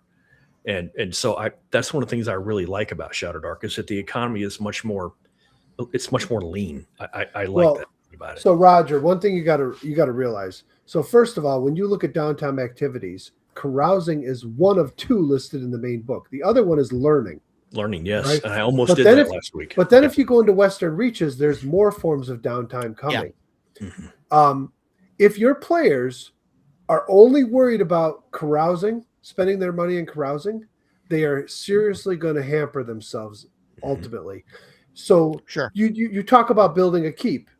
It's short-sighted to think that 1,200 gold on 2 weeks worth of drinking if you're using the advanced, I am not using the carousing rules out of the book again. I will use the advanced ones that came out of the Western Reaches and the Cursed Scroll Sure. stuff because they have a huge D100 Yeah, yeah. tables and a lot of variety to it. Oh, absolutely. And Me too. Yeah. You roll the table, and some of them will be a benefit, some of them will be a benefit and a negative, some of them will be just a negative. They all grant experience.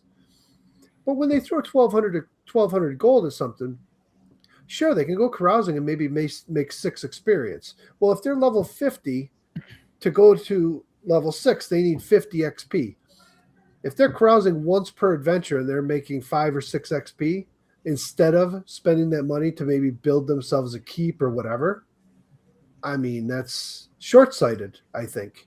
If they're just going to chase those extra XP points and that's it, they're going to miss out on all the other downtime activities they could do or building that keep and give themselves a base of operations. I was thinking that, Dave. Okay, barring attack by rust monsters, which I would just run away from. Let the wizard handle that. I'm not messing with that. We actually already had that come up in Castles and Crusades, and there's a huge city full of rust monsters, and we were all like, nah, I'm cool. Walked around it. Yeah. Our last 2E game, one of the main fighters lost his chainmail and his sword to a rust monster. Yeah. And they went into a dark area and I'm going in the room to check it out. And they went in and the thing was cornered. And generally, if you read about rust monsters, generally they won't fight unless you corner them. They will go after armor and they'll sense it and they'll go after it and they get like this blind fury for it, but they don't attack you. But he went in and started, scoping the area out. And I gave him plenty of notice, and they even made the squealing noise when they, he could hear it sniffing around and made a squealing noise. And he's like, I'm going to go in and check it out. Okay. And of course, he didn't get out of there in time before he ended up losing his armor and his sword. Oof. Rough. It's there's another monster. I forgot what it's called in AD&D. It's just like a rust monster, but instead eats magic items, smells them out. Disenchanter. Yeah, Disenchanter. Is that what it's called? Yeah. It's in the Fiend Folio, I think. Yeah. Nasty. Yeah. Yeah. Oh yeah. No, I think I think it's going to work out, and we'll see, right? We'll see what happens in a couple weeks when we have a conversation, and we'll definitely also, to Mike's point, and I actually agree. If you focus only on what's directly in front of you, God, I feel like Bruce Lee. If you focus on the finger, you will miss all the heavenly glory of the moon. And we're focusing on the finger right now because we have only done the Lost Citadel, or whatever it's called. We've just done that one crawl. That's all we've been doing. We just finished that this week. So now, now we're about to experience the glory of the moon before us. And, we spend a few minutes talking about it after every game. And I am concerned that it will not lend itself to a larger world campaign. I'm hoping that is not true because I am thoroughly enjoying playing my thief. It's the first time I played a thief in years that I thought was really just a lot of fun. So we'll see how it goes. I think it will lend itself well to an overall campaign, and I'm gearing my campaign towards it. I might be in the minority here because when you go and look at published Shadow Dark adventures, everybody loves these giant, deadly dungeons. And to me, I prefer a big open world, lots of overland exploration. Sure. And I prefer, for the most part, most of my dungeons to be like 10 rooms or less. Maybe they found a barrow they're going to go investigate. It's got 5 rooms in it, or they find some old ruins that have 10 rooms in it. And it's a small little, 1-shot or maybe 2-shot adventure, and you're done and you move on. I don't like these crawling dungeons forever. I mean, no, I totally agree with you. I am not a dungeon delving kind of guy. The overland, that's my jam. I play Rangers. I always want to play a Ranger, and that overland scene, that is what I want to experience. So, in Curse Scrolls 4 is the Ranger, and when we first started talking about this, we're going to basic book. That's what we're playing. We're not doing anything else with it. But we also talked about once we start playing for real, if we decide to stick with it, then we might be adding the other stuff. And if we are, playing a Ranger. That's another book for Pace Setter Games. Their Endless Encounters wilderness setting. Yeah. And the whole book is just filled with tables of locations and treasures, creatures, more locations. It's all forest stuff. So you literally, if they're going through the forest and you want something on the fly, pop it up and roll it. Is that system agnostic, or is it for something specifically? This one is called Classic Compatible. Okay. Yeah. It doesn't have any mechanics in it. Okay. So when you roll on the stuff, it might tell you that like there's a hunt with a hag in it. Well, like right here, location. This is chart 4D. So I'm guessing you go through it. So 4A is a water feature. 4B is a special feature. 4C is a magical spring, a grove fruit tropical, grove fruit temperate, boreal, contemporary structures. It's just, it's all system agnostic. So you just roll the stuff up, and it's there are some things on here for like the treasures where it'll say like Rod of Cancellation, Rod of Light, stuff like that. You're not going to find probably in Shadow Dark, but you can make it up. Yeah. Find something. There's lots of stuff similar. There's no gauntlets of ogre power, but there's gauntlets of might. I was just looking through the magic items the other day. It's all there. So, on the topic of do we need all these, do we need all these systems or do we need all these books? No, systems. Okay. Well, then I guess here's my thought on that. The OSR came about because of the scarcity. The OSR came. No, the OSR came out back in 2000 Yeah. or so. Okay. Came Yeah, out that was- because D&D Because you books couldn't were get not. the older books. Yeah, you couldn't get the older books. They weren't available. They weren't available in PDF. Wizards of the Coast was going after everybody and threatening lawsuits if you shared PDFs and all that stuff. So you couldn't get all this stuff. So the OSR came about for people to make systems. That's how Castles and Crusades came about. That's why Osric came about. Lots of systems came out. Osric, because of that. Basic Fantasy, Swords and Labyrinth Lord. Wizardry. Yep. Yeah. And then Labyrinth. Labyrinth Lord and all that. Yeah. I hate to say there's not a need for them anymore. They're all good in their own little way, but is there a need for them? They all fill that same exact niche, right? Yeah. And it's the same niche that you can go out and buy 1 ebooks on print on demand today, or 2 ebooks on print on demand, or basic, or you can go out and buy, you can buy a landscape version of Osric 3.0 and figure out where you're going to put it. Yeah, you could buy one at the CNY auction. Yeah.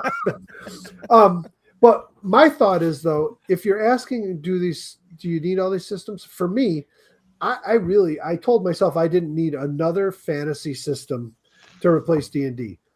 And Shadow Dark was like, I put it off and put it off and put it off. Yeah.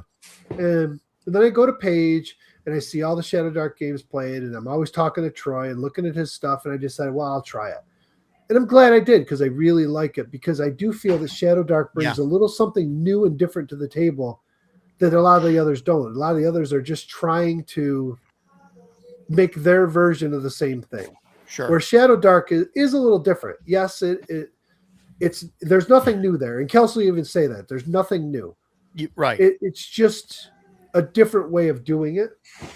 For me, if I'm going to say do other systems, I'm going to look for things like, okay, Deadlands. It's a whole different type of game. Sure. There's a great setting for it here. Right. Not a D20 system. Right. Delta sure. Green.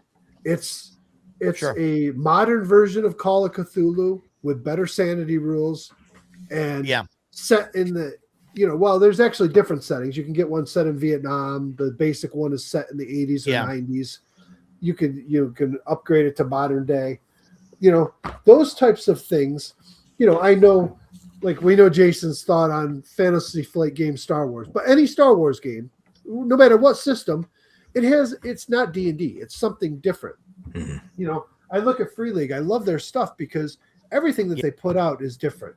Yeah. So even the One Ring, it's not D&D. Even it's very different.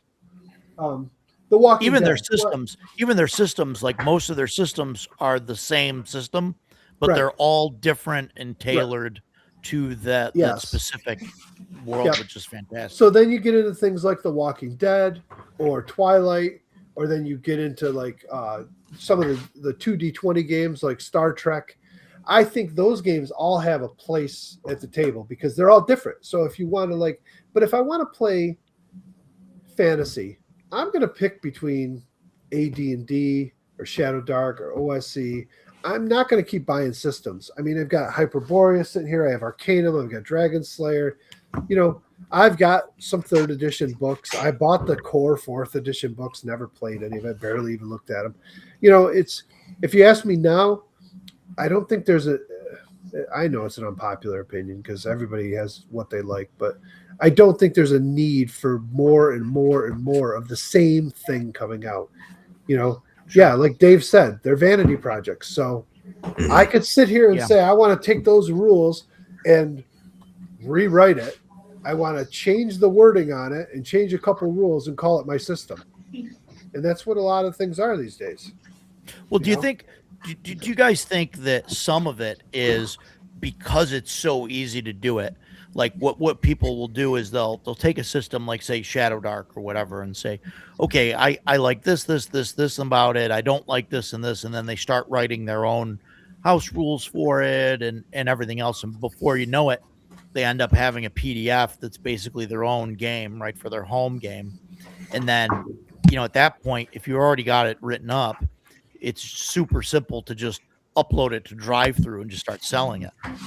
Yeah, I don't know. It's tough. The idea of buying the same game with somebody else's house rules, because I don't know about you, but Right. there But, there is but not there's a an million of adventure. them out there that are doing well, you know? There is not an adventure module sitting on my shelf that's ever been run as written. Never. Because I don't care who wrote it and how good you may think their writing was. There's something in it I don't like, and I'm going to change it. You know, I'm going to tailor it to my world, and I'm going to change it. So the same could be said for systems. That's why when I play second edition, I go with the core rules, and then I decide what I want to add to it. You know, if I want to Dan add to it. and Frog God came out with their own white box clone Necromancer game. I did see that. I didn't grab that.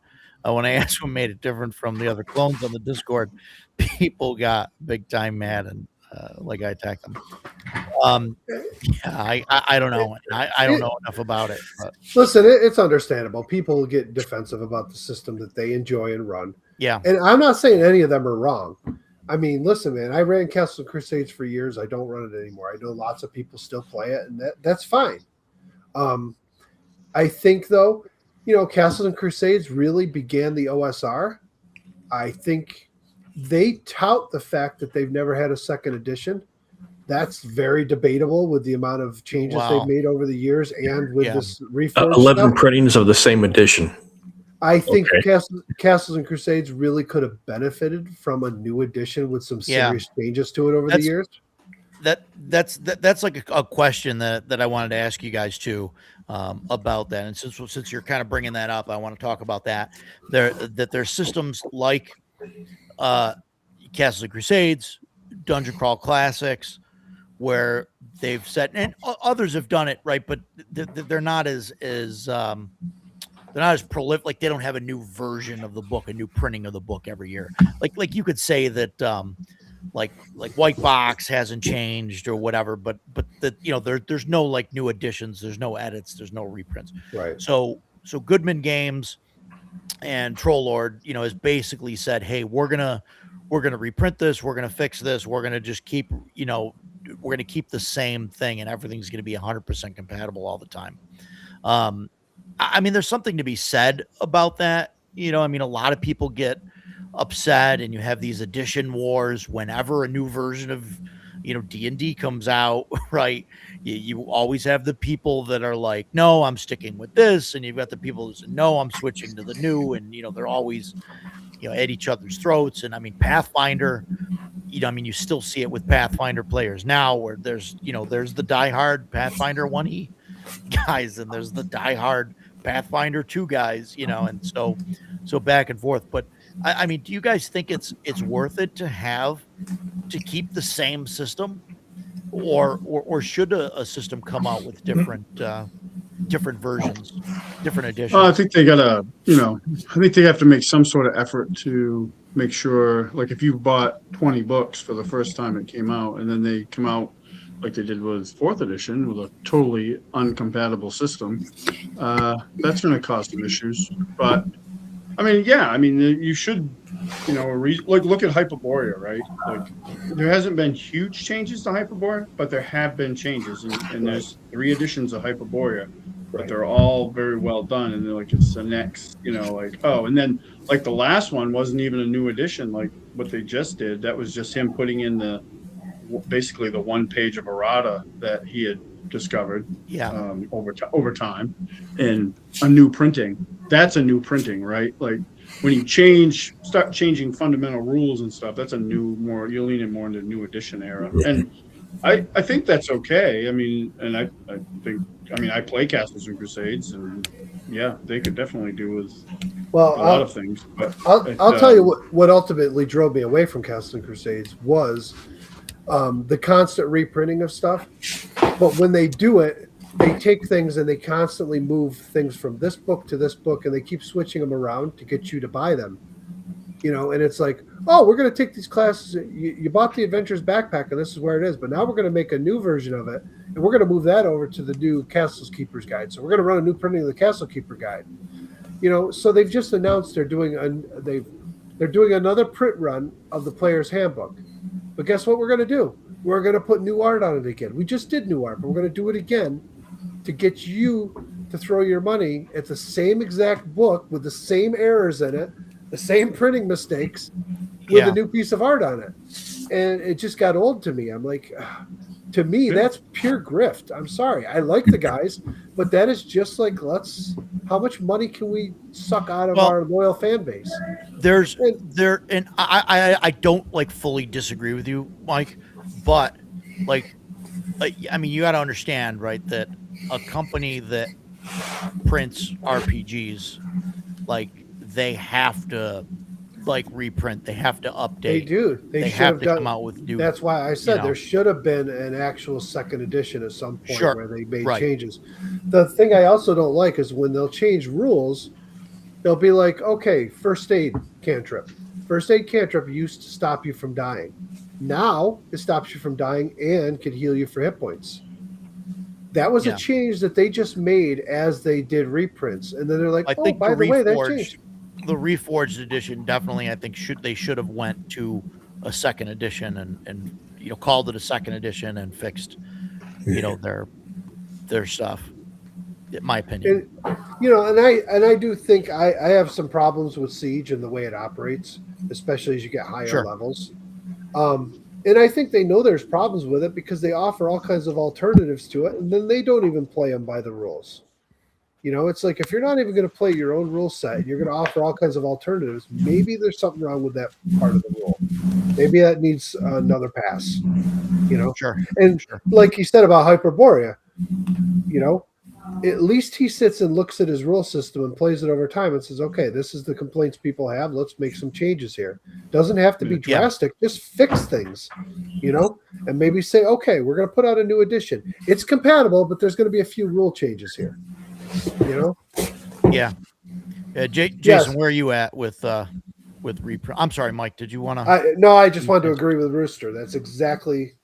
Oh, my what point. did? I'm sorry. Yeah, but when they reprint, there should be progressive changes. And never play with published rules. Yeah, right. Sure. No, I agree. I agree. Yeah, right. Well, I mean, yeah, I don't think any. I mean, this is a different debate. It's going to turn into that. But yeah, I mean, I don't think any publisher like they play with their rules. I mean, everybody has their own ideas and the way things should be run, and then I think that there's a way that things should be print, and put out there.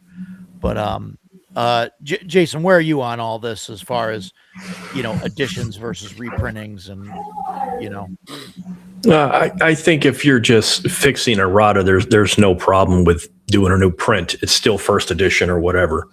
I think about Shadowrun like that a lot. First edition Shadowrun and second edition were very, very similar, but there were changes. So it was not, first 1.5, it was second edition. And then third edition was completely different from second edition and fourth and fifth and so on. It just kind of, I guess for me, just kind of depends on the degree of change. I don't want to dump on CNC for the reasons Sure. that Mike said. We know those guys. They like us and we like them, so I'm not going to bash on them. But there is no denying from an objective viewpoint that you can say they've treated all their customers fairly. I do not believe they have. Castles and Crusades is in a desperate need of a second edition. Ground up, start building a whole new system, fix all these things that Mike, you, me, Dakota, that we have all gone and talked to Steven and said, this is an issue, this needs to be fixed. Totally agree. And we've already talked about that. I don't want to drag on all night long. Yeah. Go back and watch, I think it was episode 2 where we talked about CNC at length. But about different versions of OSR or what have you. For me, I don't really care. I don't care if because I keep glancing. All my OSR stuff is over here, so I keep looking over here, and and every time I do, I smile. I look at Hyperborea, and Hyperborea is different enough from Dragon Slayer that I'm like totally different rule set. It's got some, it's BX, it's got similarities, but and I look at Joe Block's AD&D, different. But for me, I'm not really concerned about how different the rules are. I like the settings to be different. And there are rule sets for settings that require them to be different. This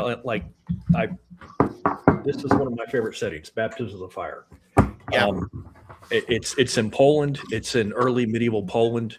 It's dark and gritty, and I love that. And well, you could easily do that with fifth edition. No, you could not. You absolutely could not do dark and gritty with fifth edition, because fifth edition is, everybody has already said, you're playing superheroes. It's fantasy superheroes, and that is Baptism of Fire. You can get hit by a dagger from one point and you're dead, or you'll bleed out, or you'll get infected and die. And and then like I can't reach Pendragon from where I'm sitting, but like I see my box of Pendragon. Pendragon is specifically written for that setting. So Yeah. it works, and honestly, it only works in that setting. It doesn't work in like heroic fantasy. It's not heroic fantasy. And I'm also thinking about, like, from a different point of view. When I found the Pendragon box originally, my wife and I were out for the weekend, and I'm laying on the floor of the bed and breakfast we were at, and I'm flipping through Pendragon. My wife saw it. She goes, "Oh, that looks badass. I would play that." And I was like, "Whoa, excuse me?" Because my wife has zero interest in D&D. So for her to tell me that she would like to play something like that, I'm like, okay, I need to memorize these rules, because I would love to be able to spend Wednesday evening running my wife through a Pendragon game. I think that'd be incredible. But anyway, sorry, I'm starting to go off on tangents. No, you're good. Trying not to. I don't mind more OSR or more Shadow Dark or whatever, but for me, it's the settings that are important. And I like it when the settings require their own rules, or the rules are written for a specific setting, because I want to enjoy the setting the way the author had envisioned it. Talking about games that are just like terrible. I'm a huge Old West fan. So anytime I see an Old West RPG, I pick it up and take a look at it. And the first one I found was, I don't know, I don't know if it was self-published or what, but my God, it was terrible. It's one of the few RPG books I bought it, brought it home, and sold it the next day. It was absolutely awful.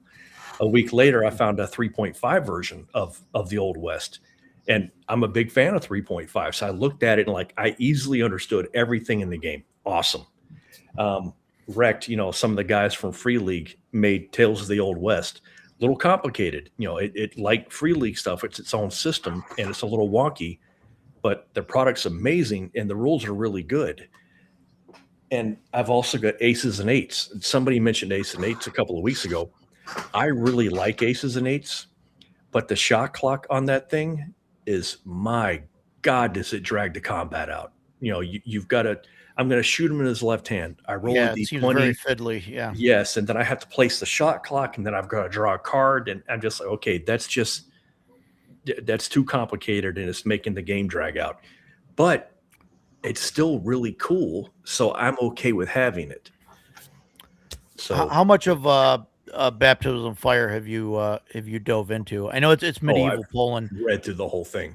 Death Angel's asking, the difference between. Yeah, I know Yeah, some I'm of the curious about magic. that game too, Jason. Baptism of Fire is a more angry version of Lion and Dragon. And also an important part of, Lion and Dragon is England. It's Yeah. in fact, I think it takes place in the War of the Roses, that time. Yeah, War of the Roses. Yeah.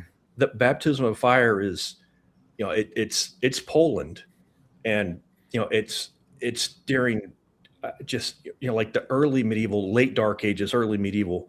So everything sucks, and that's one of the things I like about it. I'm really not giving you as much information as I would like to.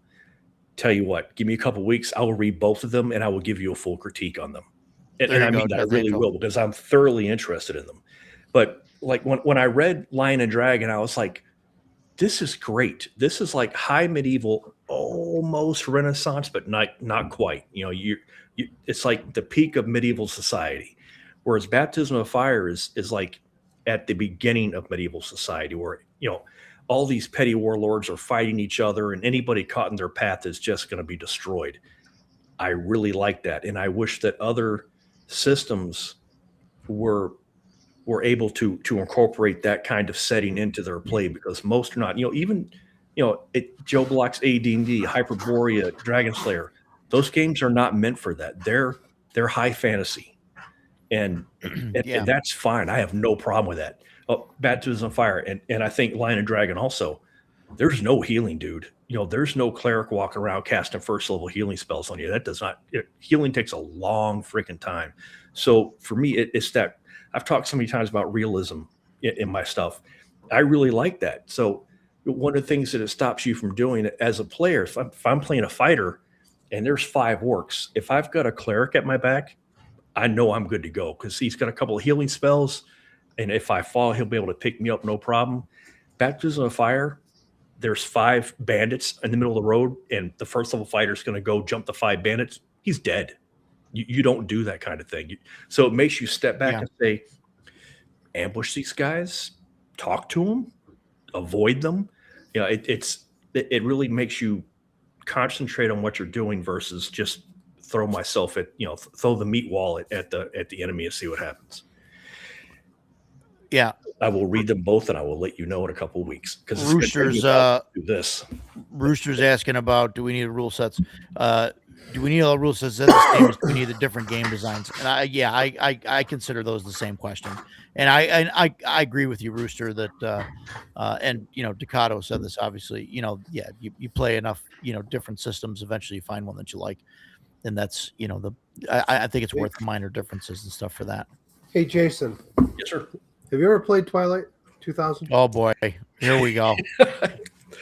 I played This seems like this would be right up your alley.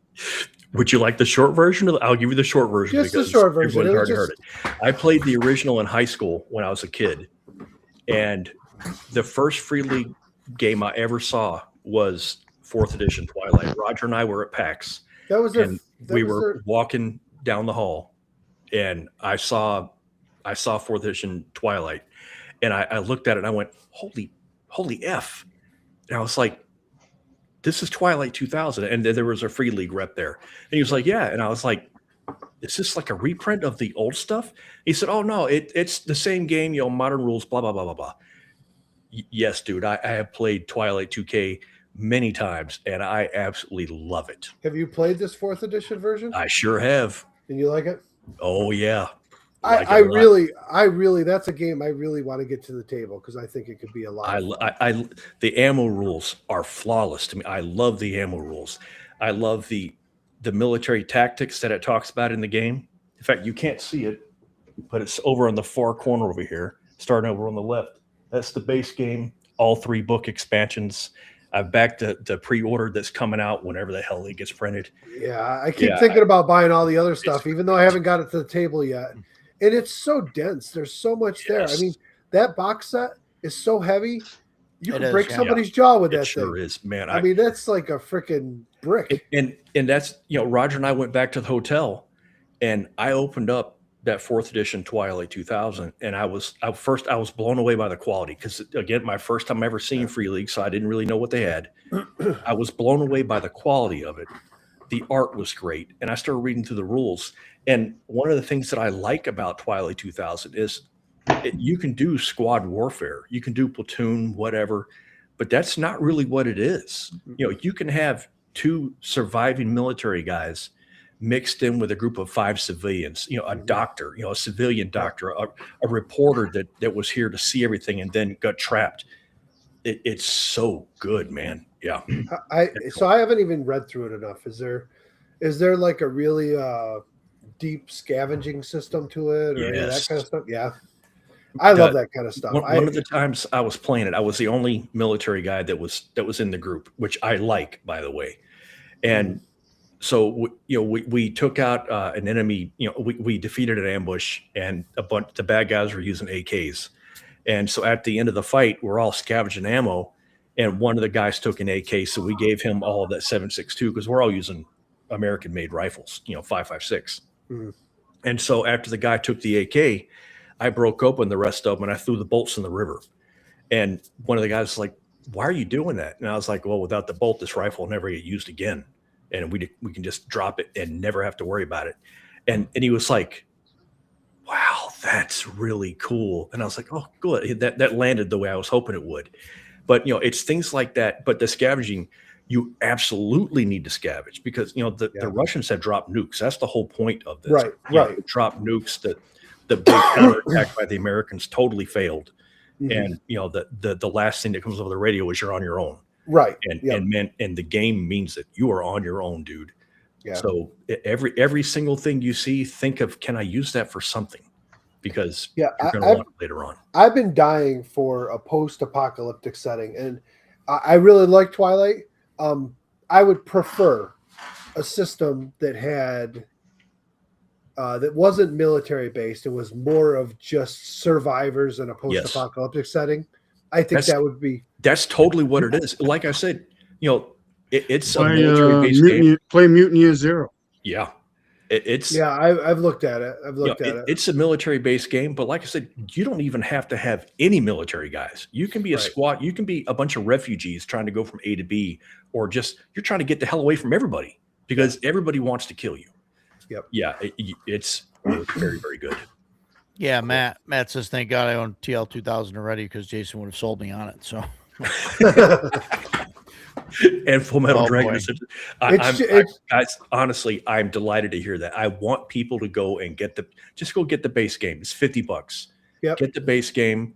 Check it out. I promise, man, you're going to love it. Yeah. What have you ever played DayZ on PC? I'm aware of it. I've never played it. That's Dave's asking. Yeah. But I've got a thriving Steam account. Nothing saying I can't check it out. So really? Matt, I have the Walking Dead set, and I really want to get that one to the table. So the only thing that turned me off on it was I'm not big on the whole like zombies thing. Like, so it's interesting to see that you can run it without it.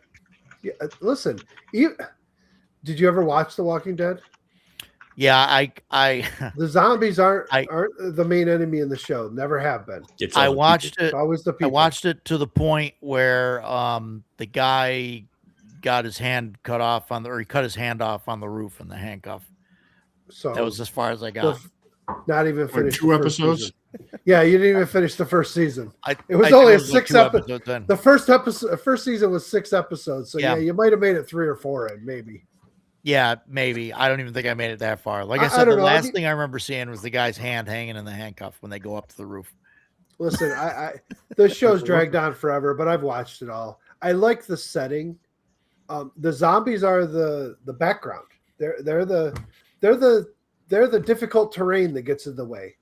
They're not the enemy. Yeah. Right. And the game is designed that way too.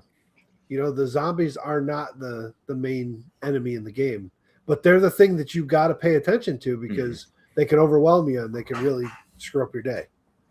I don't know. I like zombie apocalypse shit. I mean, I'm getting ready to watch 28 Years Later and 28 Years Later Bone Temple.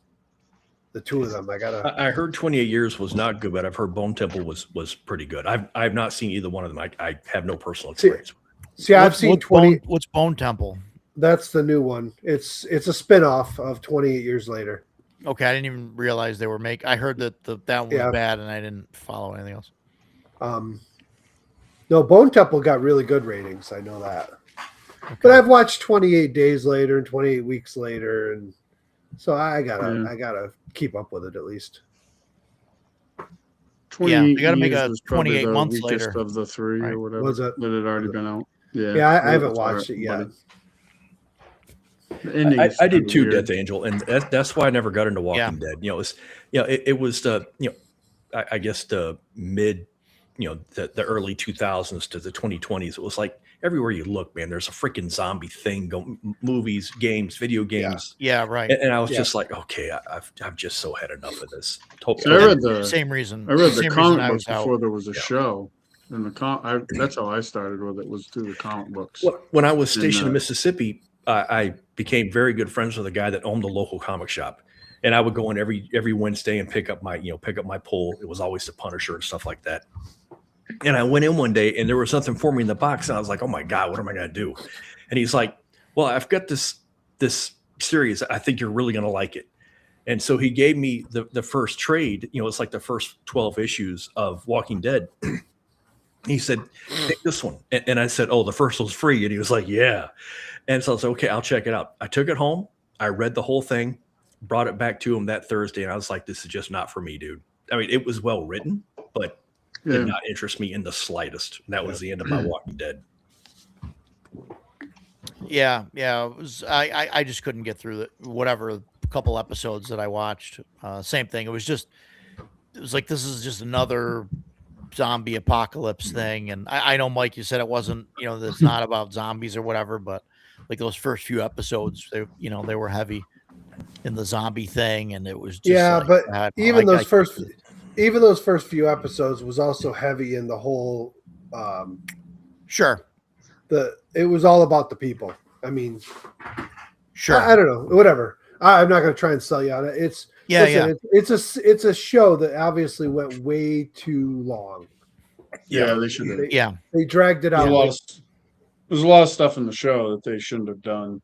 That they, Yeah. I never finished the series. I have the complete comic book run, and I like it, I enjoy it. But the series just kind of got kind of stupid, and some of the choices that they made that diverted from what they were doing in the comic books was like, I don't know why you did this.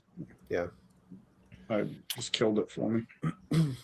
The Mutant Epoch, I've never heard of it. You guys Nope. guys ever hear of that? No, Mutant Epoch T100 system. no. Dead Rain and Mutant Epoch. I'll have to look those up. Dead Rain, yeah. I have to check those out. Did any of you guys grow up playing like I don't know, were any of you guys into computer stuff back in say the late 80s, early 90s? Yeah. So Yeah. were you on like local BBSs where you'd log Oh in? yeah. Okay, Yeah. so there was I had my handful of games that I played. Twilight. Oh, boy. Trade Wars 2002 was a big one, which was like a Star Trek clone. I absolutely love that. And you would conquer planets and take all kinds of stuff. And Operation Overkill 2 was one of my favorite games, though, and that was set in an apocalyptic wasteland. And you'd go out there and you could get killed, level 1 and the first creature out there. It was tough, and there was radiation out there, and you were always watching your radiation levels and your food levels, and you could get diseases, and and then you'd be going along, and all of a sudden this guy shows up and he's firing at you from ranged and comes and attacks you, and and you had to kill these people to get their weapons to progress, but then as you progressed, you'd find out later in the game, they had these things called the Hydrites, which were aliens. You didn't know they were aliens at the time. But these Hydrites that would attack you, and if they killed you, they captured you, and they would throw you in their prison. And it was like 3 days in prison. Like 3 real days you would log in, and you'd just be sitting in a cell unless Oh my God. other player came to rescue Yeah. you. And they could go they could kill Hydrites and get prison keys, and then break into the prison and get you out of there. It was very cool. I really liked the setting. I love that. And they had an oracle that was like in different locations in the world, and if you ran into her, she could give you information about the Hydrite mothership. And me and a buddy of mine used to play it all the time, and every time a game would start somewhere, we'd work our way up towards it, and you get to the Hydrite mothership and you kill the Hydrite queen, and the game ended. It would tell everybody that you defeated it all and conquered the wasteland. But man, you had little missile silos that you could get into, and you'd find key cards, and you could activate nukes and blow up other people's bases. And I just absolutely loved it because it was all about collecting all this stuff to progress. And that's, I've yet to find an RPG game that was that type of setting where it really, it was deadly to move around out in that wasteland, but you had to if you wanted to do anything. I love that it was real time. Yeah. Yeah. I loved all those games back in the day, the old with the text graphics, whatever. Those were awesome. It was really, really good stuff. Well, what Mike just described is actually closer to the pitch of Walking Dead than what actually got published, because they wanted to have the zombie apocalypse thing, but then they get to the end, it's all caused by aliens. So I mean, pretty close. I wonder if I forget who the creator's name is, but I wonder if he also played the same game as you and was just like, you know what, let me write a comic about that. Are you talking about Robert Kirkman? No, there you go. Thank you. Yeah, I don't Could know. be. I don't know. Could be. Yeah, that's interesting. So they wanted it to be aliens? Is that The end was the zombies are being caused by aliens, but I mean I've read the entire comic. is And- that what it is actually? No, I mean not to spoil anything, but no. You get to the end Okay. and it's like they never really explain what caused the zombies. It's just like you get to the end and Okay. that's it. That's just life now. Like you know how they said COVID's the new normal? Well, zombies are the new normal. And Zombies are the new normal. Okay. so I guess I don't know. not to spoil the book for anyone, it's been out for a while though. So Yeah. like if you haven't read it, you haven't read it. Yeah. You know? No, I don't think I'll read it. I thought about going back and trying to watch it again, but I don't know if that The would show's happen. bad. The show's bad. I like Norman Reedus, but like Daryl in the comics, he's not there. He doesn't exist. Like it's all Andrea. They took the role from this badass chick and gave it to a badass dude. And it's just the show sucks, man. Compared to the comics. I mean, I know that's what people say. The book's better, but in this case, it actually there's nothing redeeming about the show. I hate the show. Yeah, the show takes every aspect of the book and drags it. Where the book is just like, okay, this is what it is. We're on to the next thing. And that's there's a lot of pointless episodes like where they just, like Joe said, drag it out, and they did butcher some characters. Like Andrea is like awesome in the book. A and in the lot show, of she's characters. the biggest fucking idiot. Like her character sucks so bad in the show. Yep. I still think that you could take that Free League game and make it into something great. Ignore the show because you're not, you know, Yeah. none of those characters Do your are own there. Yeah, do your own thing. 100%. So you think you think you can take that game? I get that you could take any game, right, and make it anything, but you can take the Walking Dead game and play it as a post-apocalyptic game without the zombies, and it would be fine. I don't. I mean, no, it's based around the zombies as the main stress point of the game. Sure. You know, so it's a role playing game where you know it's the other humans in there are the biggest enemy, but the zombies are the big stress point in the game. Yeah. They're the ones that are going to interrupt all the shit and really cause you problems when they show up. Yeah. Yeah, Like- I mean, even in the show and the show and the comic, like you have these locations. There's things happening at locations in either one of those, right? Zombies are what keep the characters moving from location to Right. location. They're like Right. it's It's like your torch timer. It's Right. yeah, it's exactly. it's putting that stress point on the players to keep Putting them pressure, moving. yeah. Don't sit still because the zombies will get you. No, I But get you it. got- I'm just not a zombie guy. Like I don't. Yeah, you know. but I guess to answer your question, it goes back to what I said to you earlier. You know, find the right tool for the job. If you want to make a Sure. post-apocalyptic without zombies, don't start with a base of The Walking Dead. You know, Yeah. Right. And that's what I was asking. maybe Yeah. maybe start with what's it Again, called again? World. Free League's first game there. What's it called? Mutant Year A Zero. Mutant Year- Mutant Year Zero. Yeah.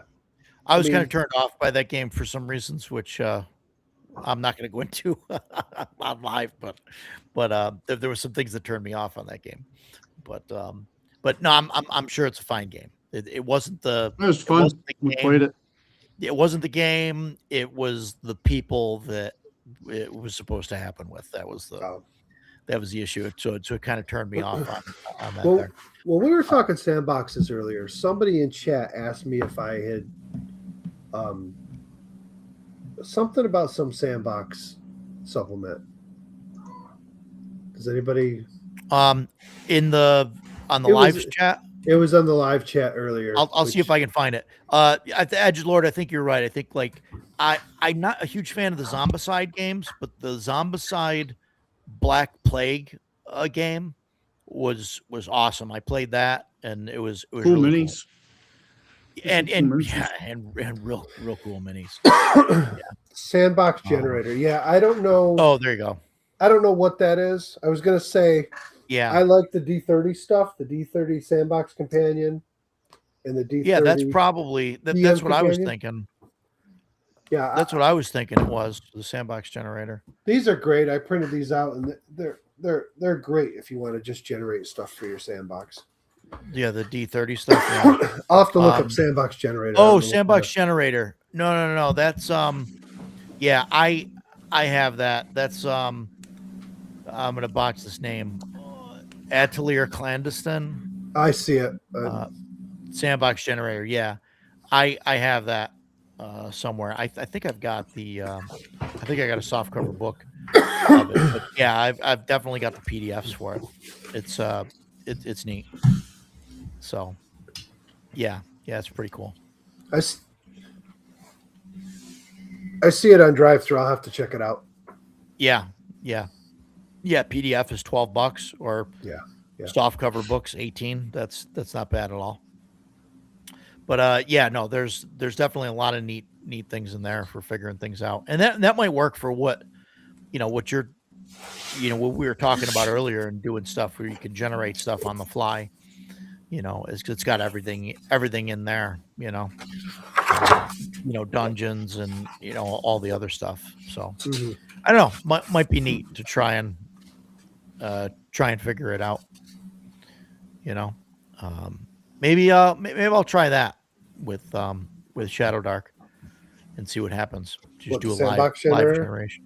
Yeah, and do a live generation thing. We talked about doing something like that on the air, on live, like doing a like a campaign building kind of Mhm. thing where we pull some tables out from some books, build a hex map, just like with the 19 hexes there, and then place some settlements and a couple dungeons and like design like the whole thing on right on stream. So yeah, no, that'd be cool. Yeah, we had a conversation going in the private chat about baptism of fire. It's yeah, it's D20 based. It's sort of BX, but it's it uses you roll on a chart for level ups. Not completely unlike a Shadow Dark. Shadow Dark. You Yeah. roll, but you roll. You can pick one, or you can roll 2 results for every level up. But Like you that Star don't Wars get game. hit points. Yeah, yes. That the Star Wars game that I ran was based on that. But you don't get hit points at every level. If you're like a fighter class, you automatically get like 2 hit points a level. But in order to get like a Oh, die yeah. roll of hit points, you have to roll it on the chart or choose it. Yeah. So if So- you're sucking on hit points and don't want to leave it to fate, you can just pick, okay, I'll get 1d8 hit points this level. But that's Yeah. the only thing you get. You don't get a Yeah. bonus to hit or a new skill or anything like that. Yeah. I always roll because why wouldn't you? Yeah. You get 2 versus 1. Yeah, right. Right. And and you definitely can build like glass cannons with that where like it ends up being fair because you might have a guy that's got 4 attacks and it's really great with a gun. He's got like a +6 to a gun. With and he gets 4 like hit 4 points. attacks. Yeah, and then he's got 4 hit points. So it's like, yeah, great. He can run in and like start shooting, but like if he gets tagged, like he's done. Yep. So yeah. Yeah, it's interesting to It's- see those it's kind funny. of things. It's funny you just mentioned Glass Cannon. So I'm not a big actual play guy. Usually they bore the hell out of me. I started watching Oh, the the Glass, Glass Cannons. I started watching their Shadow Yeah. Dark one, and I've heard it's good. I'm 9 episodes into it now, and I'm absolutely loving it. I mean, the first Really? part is Wow. they're only about an hour and a half long. I could tell Yep. you now, I'm on episode 9. They have not gone to town. They haven't caroused. They haven't done any of that stuff. They've had a handful of combats. It's a heavy role playing system, a role playing game, Mhm. but it's a very good way. If you wanted to look at it and say, okay, how could I run a long form campaign out of it? Watch theirs and watch how they do it because Yeah. you absolutely can. Are they doing wilderness exploration and all that, or Yeah, they're Yeah. running Cursed Scrolls 1. They're running the Gloaming from Cursed Scrolls 1. okay? Yeah. Cool. And Yeah, it's I, good. I I watched that. I would love to send it to my players to be like, hey, watch this, because my players, I got to tell you, when we sit down at the table, it's so. First of all, some of the guys seem to think that role playing means you got to use funny voices and everything. Yeah, listen, I don't care if somebody Well, wants yeah. to get into if somebody wants to get into character and use voices, it doesn't bother me at all. Sometimes I'll do it, sometimes I won't. But even when you watch them, a lot of times they don't use voices, but they still role play. They're in characters all the time. No, they don't die very often. Dave's right. He gives them. They just capped it. Now they get 3 luck tokens each. They can hold on to, but they use them a lot. They miss their checks. They're just dropping them. Yeah, even Matt saying it's the only actual play that he watches. It's those guys just it's enjoyable to watch. I like it. It's they love Free League. it gets my attention. I can actually sit and watch it for an hour and a half. I mean, if you put Critical Role in front of me, I'm bored after 5 minutes because I don't know. It just doesn't seem genuine because to me. it's. And I think Matt like that this is the thing here, right? They edit their episodes obviously that it's Friends, not a TV show. Whereas Critical Role, I think, is the other way. And listen, they get the rules pretty wrong on a bunch of things. They just started Shadow Dark, and I see them getting them wrong. I'm like, no, that's not how it works. You're yelling at the screen. Well, like the one guy rolled his talent to get advantage on a spell cast, so he chose Magic Missile, and I'm thinking, you already get advantage on Magic Missile, and he doesn't realize that because he's just like my player at the table that didn't read the spell enough to understand that he got that. So he used that talent to give him that, where he could have used it for something else. It's a minor thing, but it's something that, like, with my players, as soon as I realized what they did, like with him, I was like, I sent a text out and I'm like, listen, guys, read your freaking rules. I shouldn't be the one to tell you that you should have been getting advantage. Matt says they fixed it. Yeah, they did fix it. And that's fine. I understand. I mean, get your facts right, Mike. Listen, I'm sure we're getting rules wrong at the table. I mean, we obviously did about the carousing, and that's why I corrected it after the first time they did it. Sure. This is me at the table every time we play Shadow Dark. Okay, page 51. Yeah. Here's how you do. And I'm not trying to be an ass about it. It's just none of us know the rules. No, we're figuring it out. So something comes up, and I'm like, okay, it's got to be in here. But the nice part about it is there aren't a ton of rules. Right. So, and they're if you mess super concise. There's no gray area. Well, really, you think there's a lot of gray? I think there's a lot of gray area in Shadow Dark. I can't remember where. Yeah, I can't remember. We've had a couple things at the table. I don't remember where we've had to decide on how something was going to work. Yeah, I was messing up the whatever the heal spell is, Cure Light Wounds or something, and I thought it was like other systems where it's 1d6 plus half your level, rounded down. But it's actually a whole other die, and Andrew pointed that out to me, and I was like, oh, I'm an idiot, because I can read something 10 times, but like the first time if it's the first time I read it and I make a mistake, every other subsequent time I read it, it's just, okay, I'm reading it wrong. Yeah. Again. And so he pointed out to me, I was like, wait a second, what? And then, so I got to tell you, for a couple episodes of that, the one thing I didn't like was the fact that I don't know all their names yet, but the one guy that's playing the wizard just cast sleep over and over and over, and sleep was his go-to spell for everything. But then I started thinking about it after a couple episodes of it, and I'm like, this is only going to last him so long. As soon as they go beyond second level creatures, it's useless. Yep. So let him get it out of the way now. Yep. Because it's not going to benefit him for long. Well, that's the same way it was in any of the OSR, any of the OSR games, White Box, you go, to first edition or whatever. Sleep is that's like the god spell for, orcs and goblins and all that, Right. The only gray that I'm thinking of offhand is distance. And that does irritate me, but I just treat it as anything in my face is close. Anything inside this orb of light is near. Anything past that is far. And, that was kind of how we resolved that. So Yeah. so as far as other gray stuff, it could be because I don't have a lot of experience with it yet. But I'm not like there hasn't been, going back to CNC, man, you couldn't turn a page without being like, what the hell does this mean? What am I supposed to do with this? Shadow Dark, man, I'm like, oh, okay, it's cool. I've got a pretty solid handle on this. CNC's problem with that was because they copied and pasted rules from 3rd edition and didn't copy all of it. So they'd leave out parts, and all of a sudden you'd be like, how does this work? This doesn't make sense. What about this part of it? Yeah. And then their idea of fixing it was to throw some errata stuff in the middle of the Castle Keeper's Guide. Like, oh, well, here, this, the magic stone spell.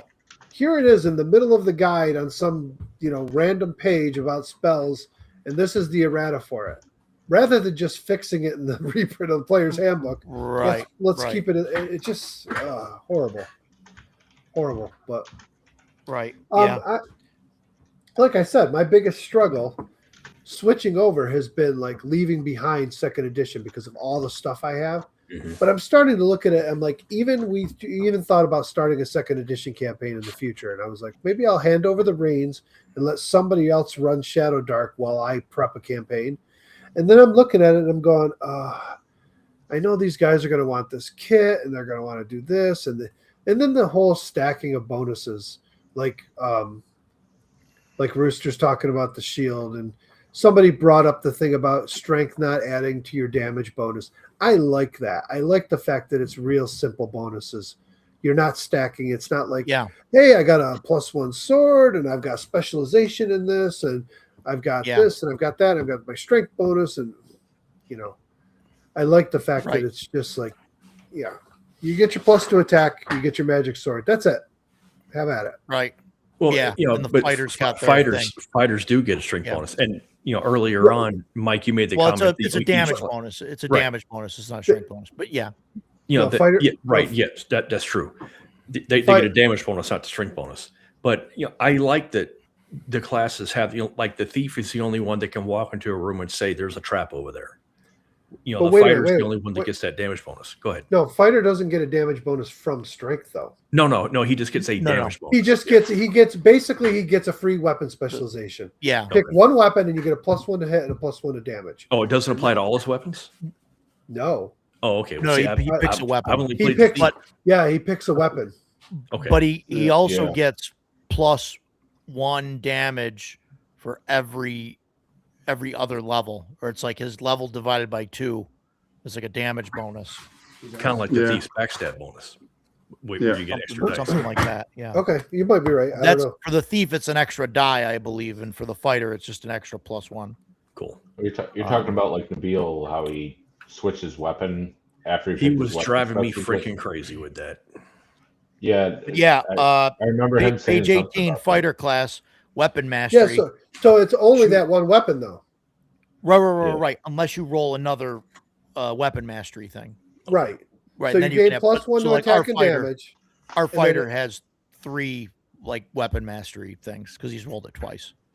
Right. So at 3rd level, you get a +2 to attack and +2 to damage. Yeah. Right. Yeah. Half your level rounded down. Yeah, it's not bad. No, it's not, especially since monsters are deadly in Shadow Dark. They just are. Right. I find them way more deadly than AD&D. So. Yeah. So I feel like the conversation's kind of become like it's gone from do we need all these rule books to do we need all these books. So I just want to like go completely off the chart, and I want to bring up this book. Vermis. Joe, off the chart. Yeah, usually that's the rest of us. Vermis, which is the video game book. Yeah, it's I already don't like it. It's that's okay. I can't read the font, and I'm like, okay, next. It's like a fake video game guide to like a video game that never came out, but it has so many I like the art, and it has like so many good ideas in it that like I just take for any kind of game. And I was talking to Ken earlier about this one thing that happens in the book, and I put it as a puzzle in my game. And some groups got it and some groups didn't, but yeah, there's just a ton of stuff in here, and like you could turn to like any page in the book and just kind of, I mean, like I'll turn to any page in the book right now randomly, and like so here's like, you know, I know you can't read it, but like it looks like there's a monster on one page, and then like something that happens story wise, and another maybe like a little item thing or whatever, and whatever page you turn to, it's got something that I feel like you could at least make one dungeon room out of, and it's pretty cool. They're actually up to the third Vermis book, and I just think they're cool. There's no rules. It's just a little. It's set up like if you ever got one of those like guidebooks for like a RPG, it's set up like that, but it's, I don't know. There's a little story in it, and it's kind of cool to like read through it, and like, you know, like here's the front cover, here's the back, and they're up to the third one now. Like the third one was on pre-order. I don't know if it came out yet or not, but it's just a little book that like I look at it like a book full of ideas, and also it's just like a little fun read through. So I haven't read the third one. The third one might be crap, but the first two I liked them. Yeah. You know. This can you Mike, I saw that. I'll put that in the thing. Yeah, put this that is up Tom there. Wilson's. Yeah, so Ducato, I was going to point that out. He's got a new Kickstarter that just started. I backed it today. There's the link for it. Tom. So I put that in the thing. Monastery of Misanthropy, by That's good stuff. Tom Wilson. He's the Shire Con, right? Organized a Shire Con. Yeah, good stuff. So this is cool. So this is adventure booklet, about 40 pages, digest size saddle stitch He's book. written a bunch. 11 new monsters specifically designed for this adventure. Nearly 40 encounter areas, each detailed in typical Shadow Dark fashion. Adventure should take players 1 to 3 sessions to complete. Yeah, so that's cool. Yeah, I mean, and Cool stuff. it's inexpensive. You know, when you to back it, you can get the PDF or the you get the print on demand coupon. Yep. You know, and Yeah, and usually I backed this at the $24 level, so that's the adventure print on demand. yeah, that's what I did. I have And a this few other one, ones actually, that's this one isn't the coupon. I think this one he sends you the print because he does them through Lulu. He Okay. wrote these. These are like Conan themed ones. Mm-hmm. Pretty Oh, cool. And then this is another Shadow Dark one. I haven't run any of these. Okay, cool. And then there's this one. Yeah. Yeah. This is like his mega dungeon. Any of this Yeah. So stuff, it's not like it's a small crazy mega dungeon. sprawling level. Yeah, it's not Right, like it's- sprawling levels and shit. Yeah, each I think level. Mike was saying it's 11 levels or something. Yeah, but each level might have like 10 keyed rooms or something. It's small. It's like you could go through each level in a session. Maybe Yeah. faster if your guys rip through it, but Yeah, you could probably get through some of them. Right. And then, you know, half of another one. right. So I This mean, one was, even this one was pretty neat. This isn't by Tom. This is by Ian McGarty. I played part of this at ShireCon last year. he's got It's another fun. Kickstarter going, doesn't he? Ian? Yeah, I thought he did. He Or might. maybe he's- Yeah. Yeah. I don't know. He There's might. so many going on with Zine Quest going on right Yeah, now. they did the Zine Quest. Yeah. The Yeah. nice thing about Crazy. Tom's Kickstarters is like he's way ahead of the game when he launches the Kickstarter. So like Right. I've backed 2 of his Kickstarters and they've shipped. I think both of them shipped like ahead of schedule because it's mostly done when he does it. Right. Yeah, which I is think he does- fantastic. I think He does it the said right that- way. Like this one, I think he said the book's already written. So as soon as the campaign completes, he just sends the orders to Lulu and they ship to you. I think I get his newsletter. I think he's doing another Shadow Dark adventure this year and also a Dragon Slayer adventure too. Yeah. I'm really interested in the Dragon Slayer. Really adventure. cool. Yeah. The problem I have with all these systems, going back to the original topic, Yeah. is Yeah. trying to get buy-in from your players. When you've got a regular group of players and you start a new system, and I even did this with Shadow Dark. I printed up player copies. I first. I started with the just the quick start player guides and printed them for everybody and gave them to them, because I don't want to tell the players every time we switch a system to, hey, you got to go out and buy a $50 book or more, just to sit down at the table, because I get enough pushback of learning new rules. Because while I'll sit here all week and scour the rules and prep adventures and all that stuff, these guys don't do a damn thing from the minute they leave the house till they come back the next week. And there's times where I can tell you it really irritates me and grates on me, but that's what you got, It's interesting, right? Like, and Jason and I have kind of had this conversation at the table where, we've talked if we've ever switched to like Hyperborea or something like that, like it would be difficult for us to like ask the table, to buy, you know what I mean, to have 6 people, whatever, buy books. And so, we've had the conversation of, okay, if everybody likes the system and people can't afford it, like, we have no problem buying table copies or whatever, enough so that everybody has one. They can take it home, whatever. If they want to buy it from me or from him or whatever, like on like a layaway, you know what I mean? Give me $5 a week for 12 weeks or whatever, you know what I mean? Like, we have payment options available.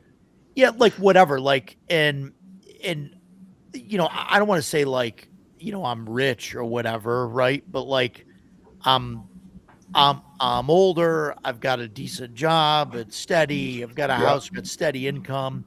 So like I can afford like some of this stuff, and I get some players, they can't do that, right? They're not working steadies. Yeah, Rogers Rentone. They're not working steady jobs, or they're not making a lot of money, or they're trying to, pay off student loans, or they're trying to, save up to buy a house or whatever. And so like, every 6 months they don't want to spend $60, $80, $100 on, new RPG stuff.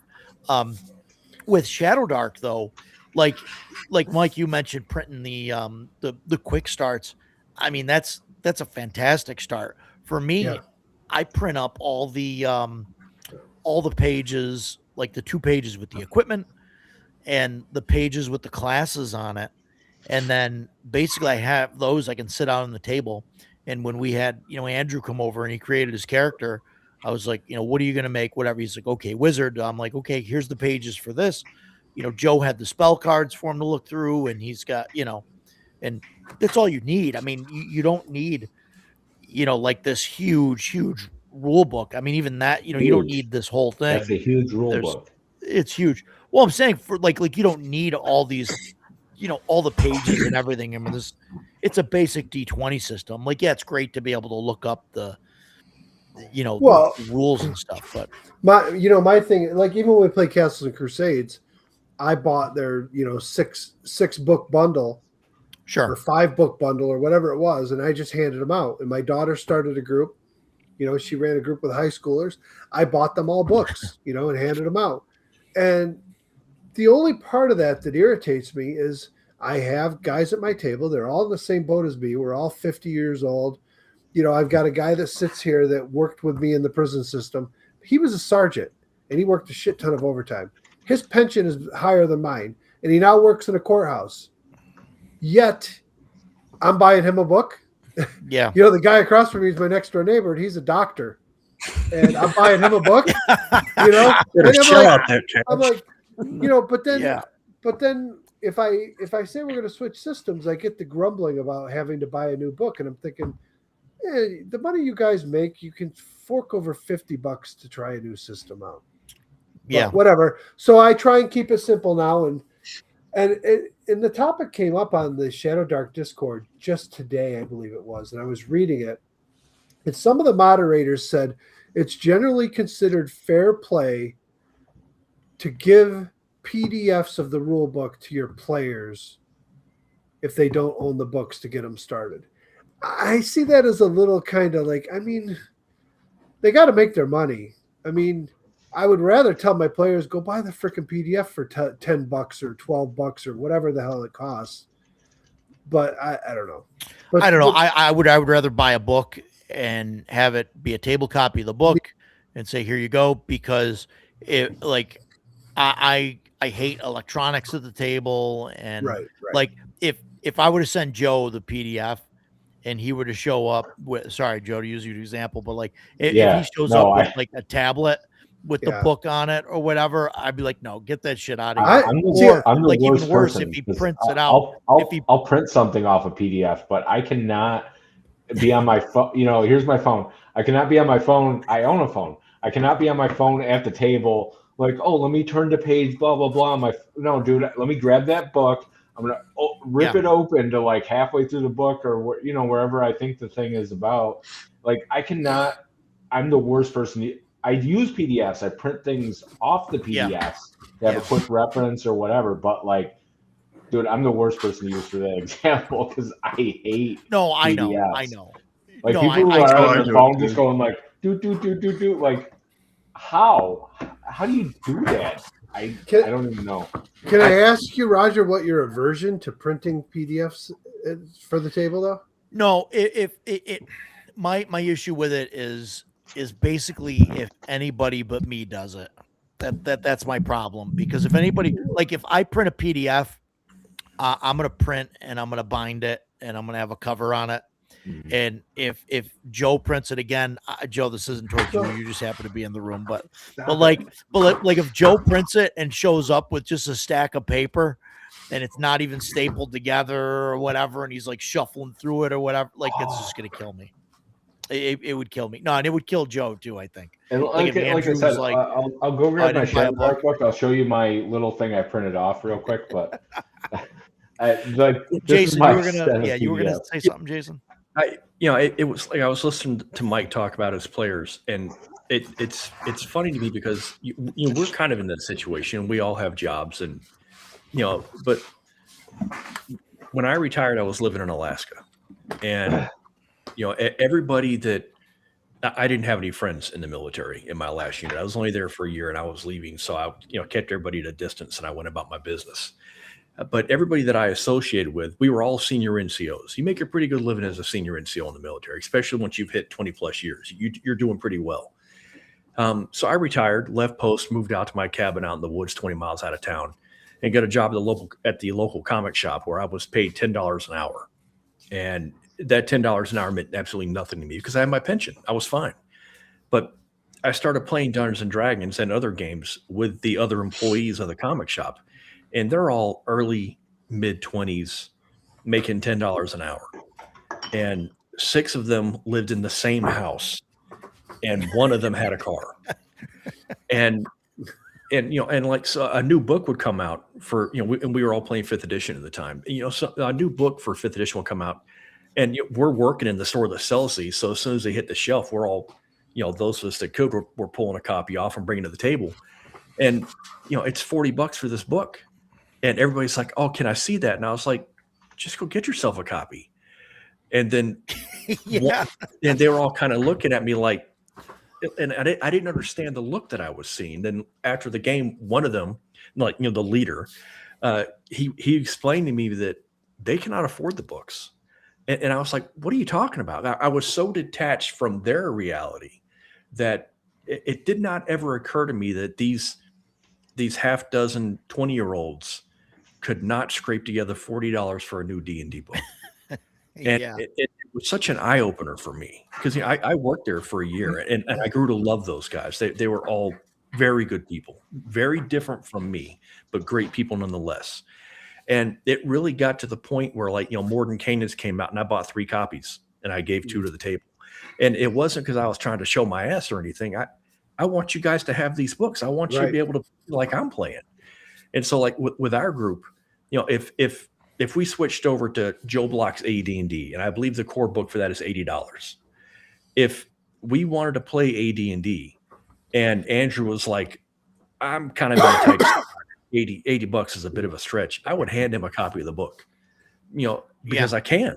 And just like you said earlier, I am by no means wealthy, but I make a good living doing what I do. And I've got my pension and I've got my disability. So spending $80 on a book for a guy that I know for a fact is going to be at this table for 5 years. It's a worthwhile investment for me. Yeah. Yeah, I'm the same way because my guys know that like at the end of our CNC campaign, whenever that is, I'm more than likely going to switch to something else. And I've already had that thought. Like some of the guys, like if I switch to Hyperborea today, 3 out of my 5 players already have the player's handbook. Like I bought one for my son when I was at ShireCon, and Rooster and Zephyr, who were usually in the comments, they bought them during the Christmas sale or whatever Jeff had. Yeah, the last sale he had, he was selling them for like nothing, so they bought copies. And I would buy table copies. Like I'm like, and I don't play with anybody that doesn't have means to buy a book, but it's just like, if you really don't want to buy a new book, I'll buy a couple extra copies, have them at the table. Just, Yeah. Just use them. I don't That was care. one thing about And it takes that argument away, It's like, CNC has a steep discount for veterans, and I think law enforcement as well. There's a huge swath of people that they discount for 50%. I mean, Yep. damn, dude, I'm buying 4 books for $50. Everybody Yeah.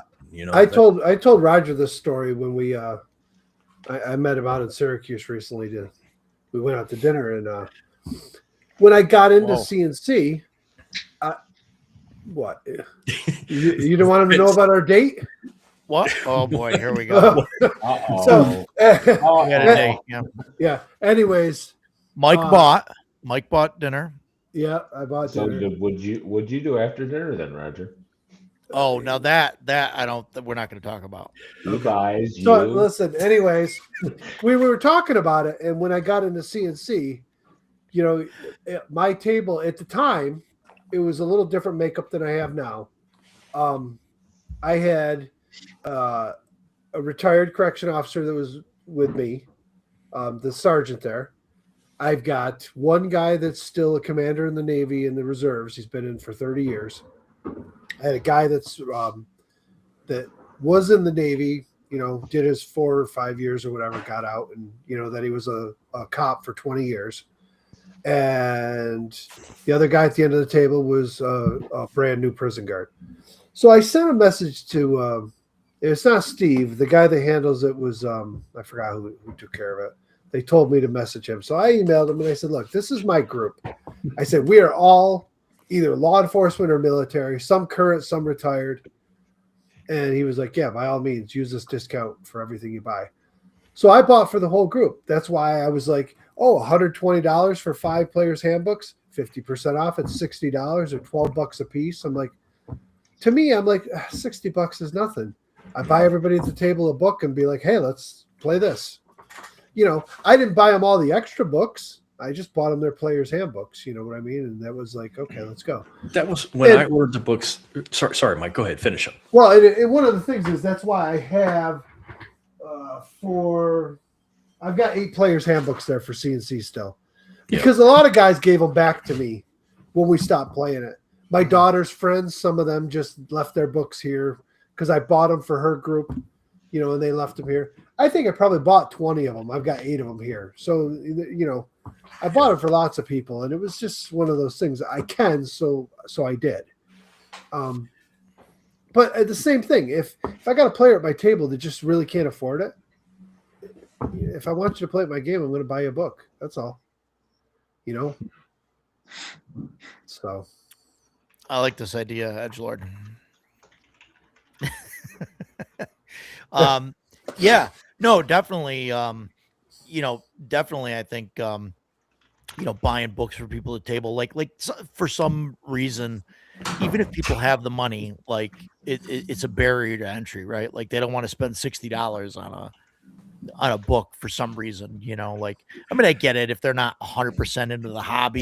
That's not a problem for you and I, apparently. Yeah, right. yeah, but look these, at the pretty book. Right. I don't know what it is. It's sitting on my These- shelf.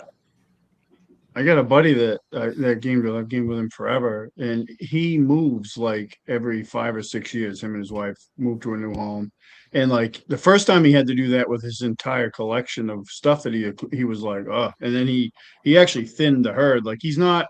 I mean, he's into role playing games. I mean, we've been playing together for 20 plus years, but he's not like we are, like shelves full of books and stuff like that. He doesn't do that. So he doesn't want to accumulate stuff because he has to move it. So that's why it's kind of his thing about like not buying books Yeah. and stuff. And he doesn't like to learn new. He doesn't want to learn a new system. But I'm like, well, that's a you issue, not a me issue. But Yeah, but I can take the excuse away by buying a table copy of the book and being like, well, there's an extra copy here. that's what I probably start doing is just start buying table copies instead of buying everybody their own books. I'll just buy. I mean, I backed on this Kickstarter. I added the new the premium core rules book. I haven't decided yet whether I'm going to open it or just put it on the shelf still in shrink wrap and leave it there. Yeah. You know, but I could just open it and use it, and then I've got 2 copies, which I know people have already given me crap because I'm using my signed copy as my table copy, but I don't know. I'm not. I have the special edition one from the first Kickstarter that I had her sign, and so I have that at the table, and I use my normal copy of the book, but if like Andrew like had it, like he was borrowing it, like then I'll open that, the special edition one, and I'll use it. Like I don't want to, but also it's a book, Right. Right. I don't want it to just sit on if it sits on the shelf, it like why do I even have it? Right. I 100% agree with Edgelord. Yeah. I buy my games to play them. I mean, sure, I had her sign it and all, and that's cool, but that doesn't mean I'm not going to play the book. It doesn't mean it's not going to fall apart and everything else. So for me, it depends on the book and who. I am really hoping, and I've met Kelsey several times. She's always been super cool. I'm going to have my book the next time I see her so I can have her sign it. I will still use that book as a table. Yeah.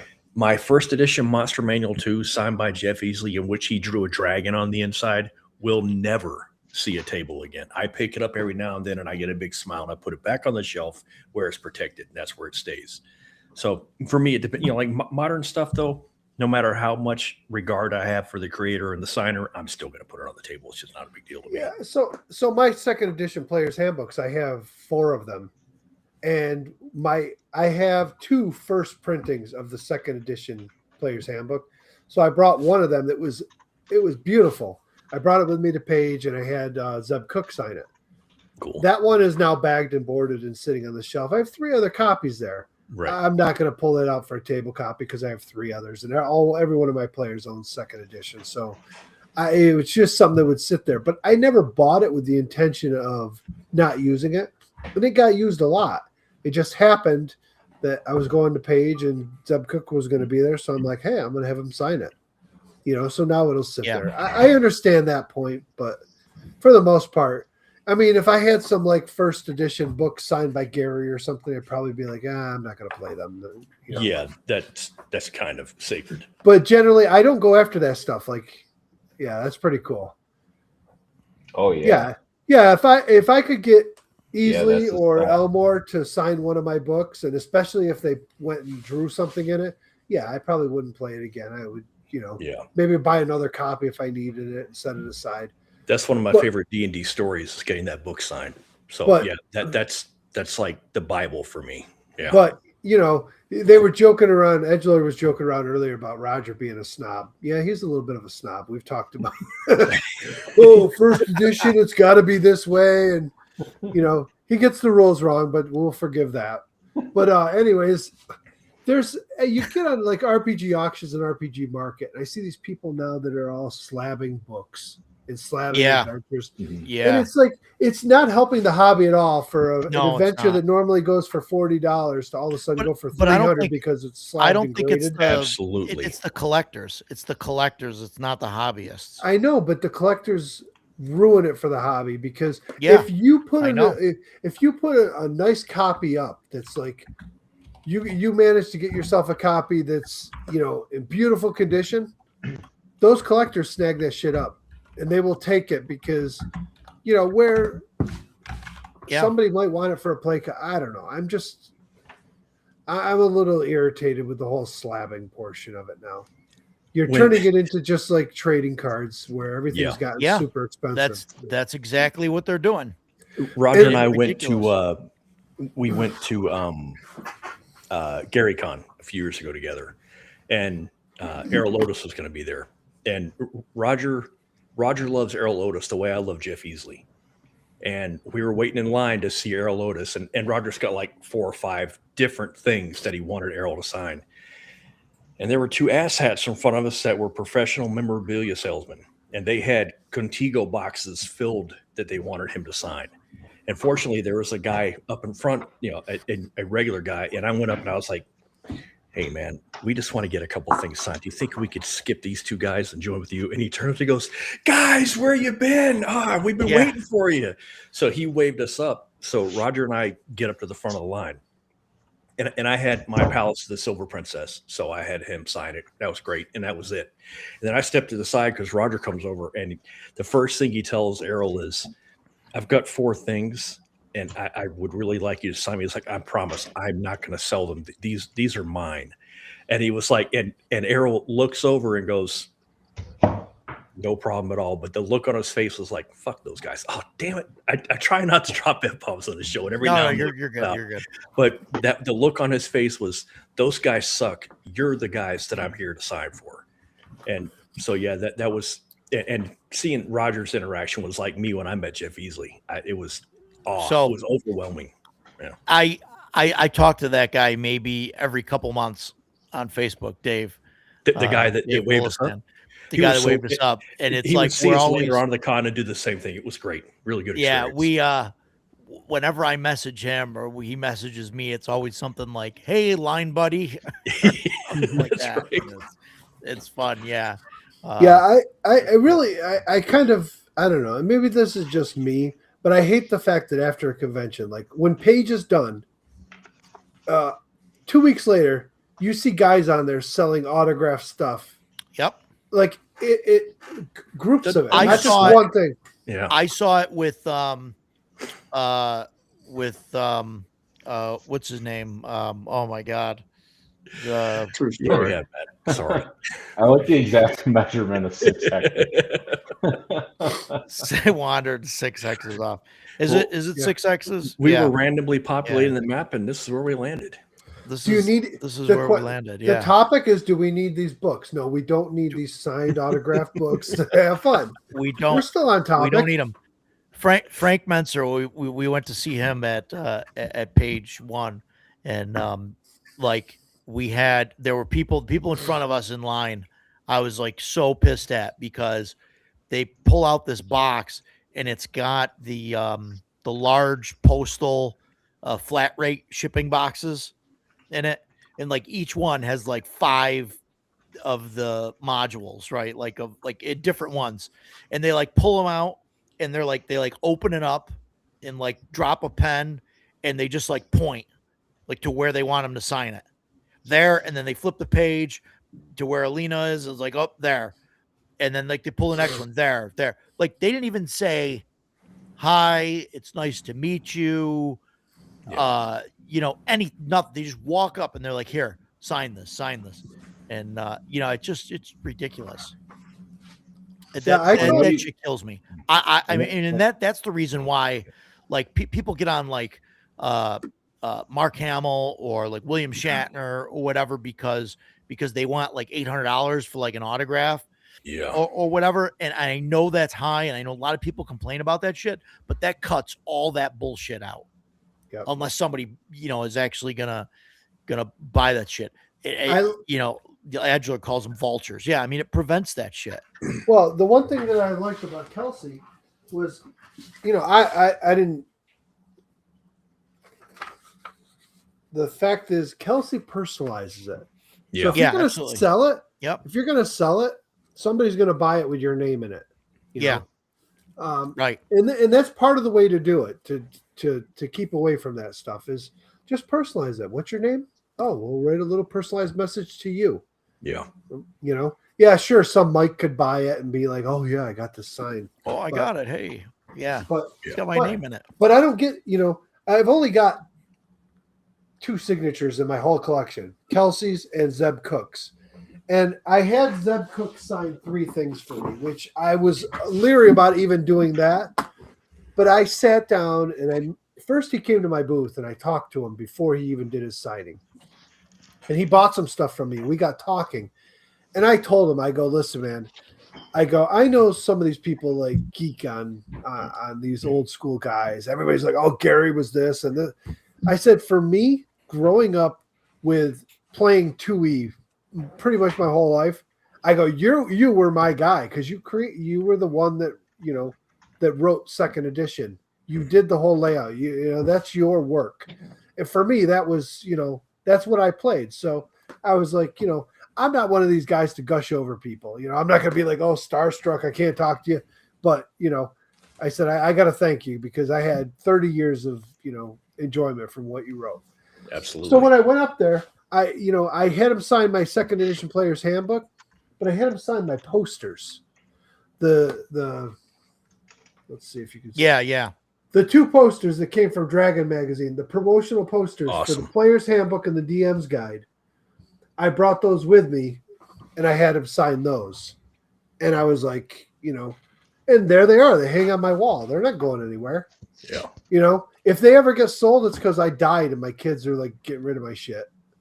And I've already told my wife, if you're going to get rid of my shit, you need to find somebody that you trust that's in this hobby to help you because don't just give it away. Yeah. When I- we went yeah, to Death Angel- PAX 24, right? 24.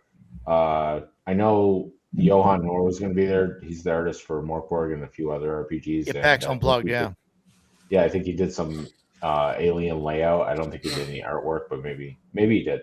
I had my, I got my book already. I'd already been playing Morkborg, but we went there and Johan was there, and then Pele was also actually there, and I didn't know Pele was going to be there, so I just brought a little Johan Nor thing, and I went and actually bought my 10th printing of Morkborg book, looking like a total poser, like I hadn't even played Morkborg before, and had them both sign it.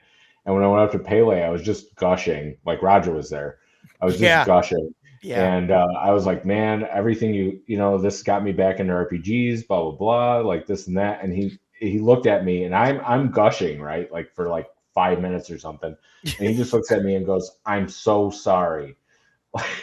Like he did me a disservice.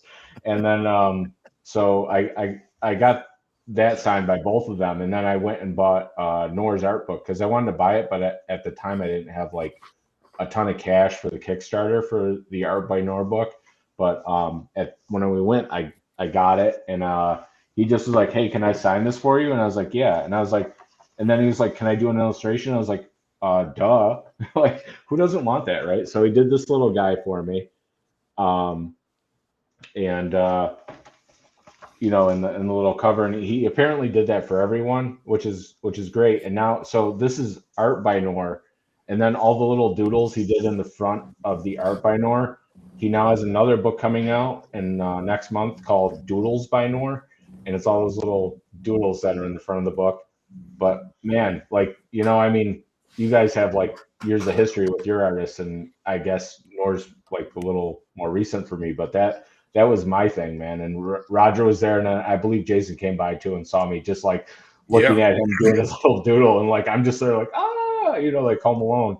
Yeah, it doesn't matter if it's 30 years or 30 minutes, man. That same love, that same emotion is there for you like it was for Roger with Errol and me for Jeff, man. And that's, you put in the private chat, you saw the look on my face when I opened up my book.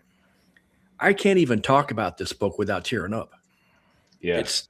I'm doing it now. It's that emotion and that attachment this is so important to me.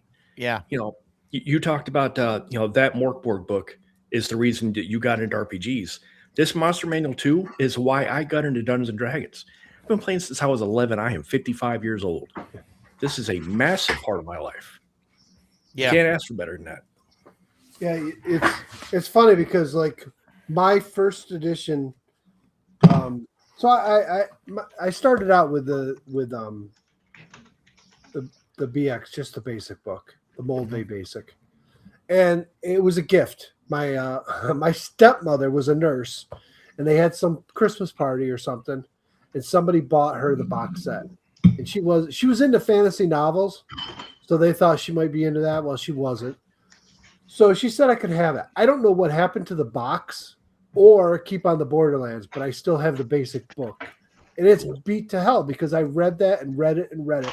I never played it. I read it and read it and read it. And that stoked my imagination. Well, then I met a whole new group of friends and they introduced me to first edition D&D. And then I shortly took over. Well, so this was my first ever player's handbook. Wow. Okay, it's not the 70s version with the original cover. Sure. Doesn't matter. But you That know art's what? better. You know what about this book? This book. This one I have. Here's my book. There you go. Right?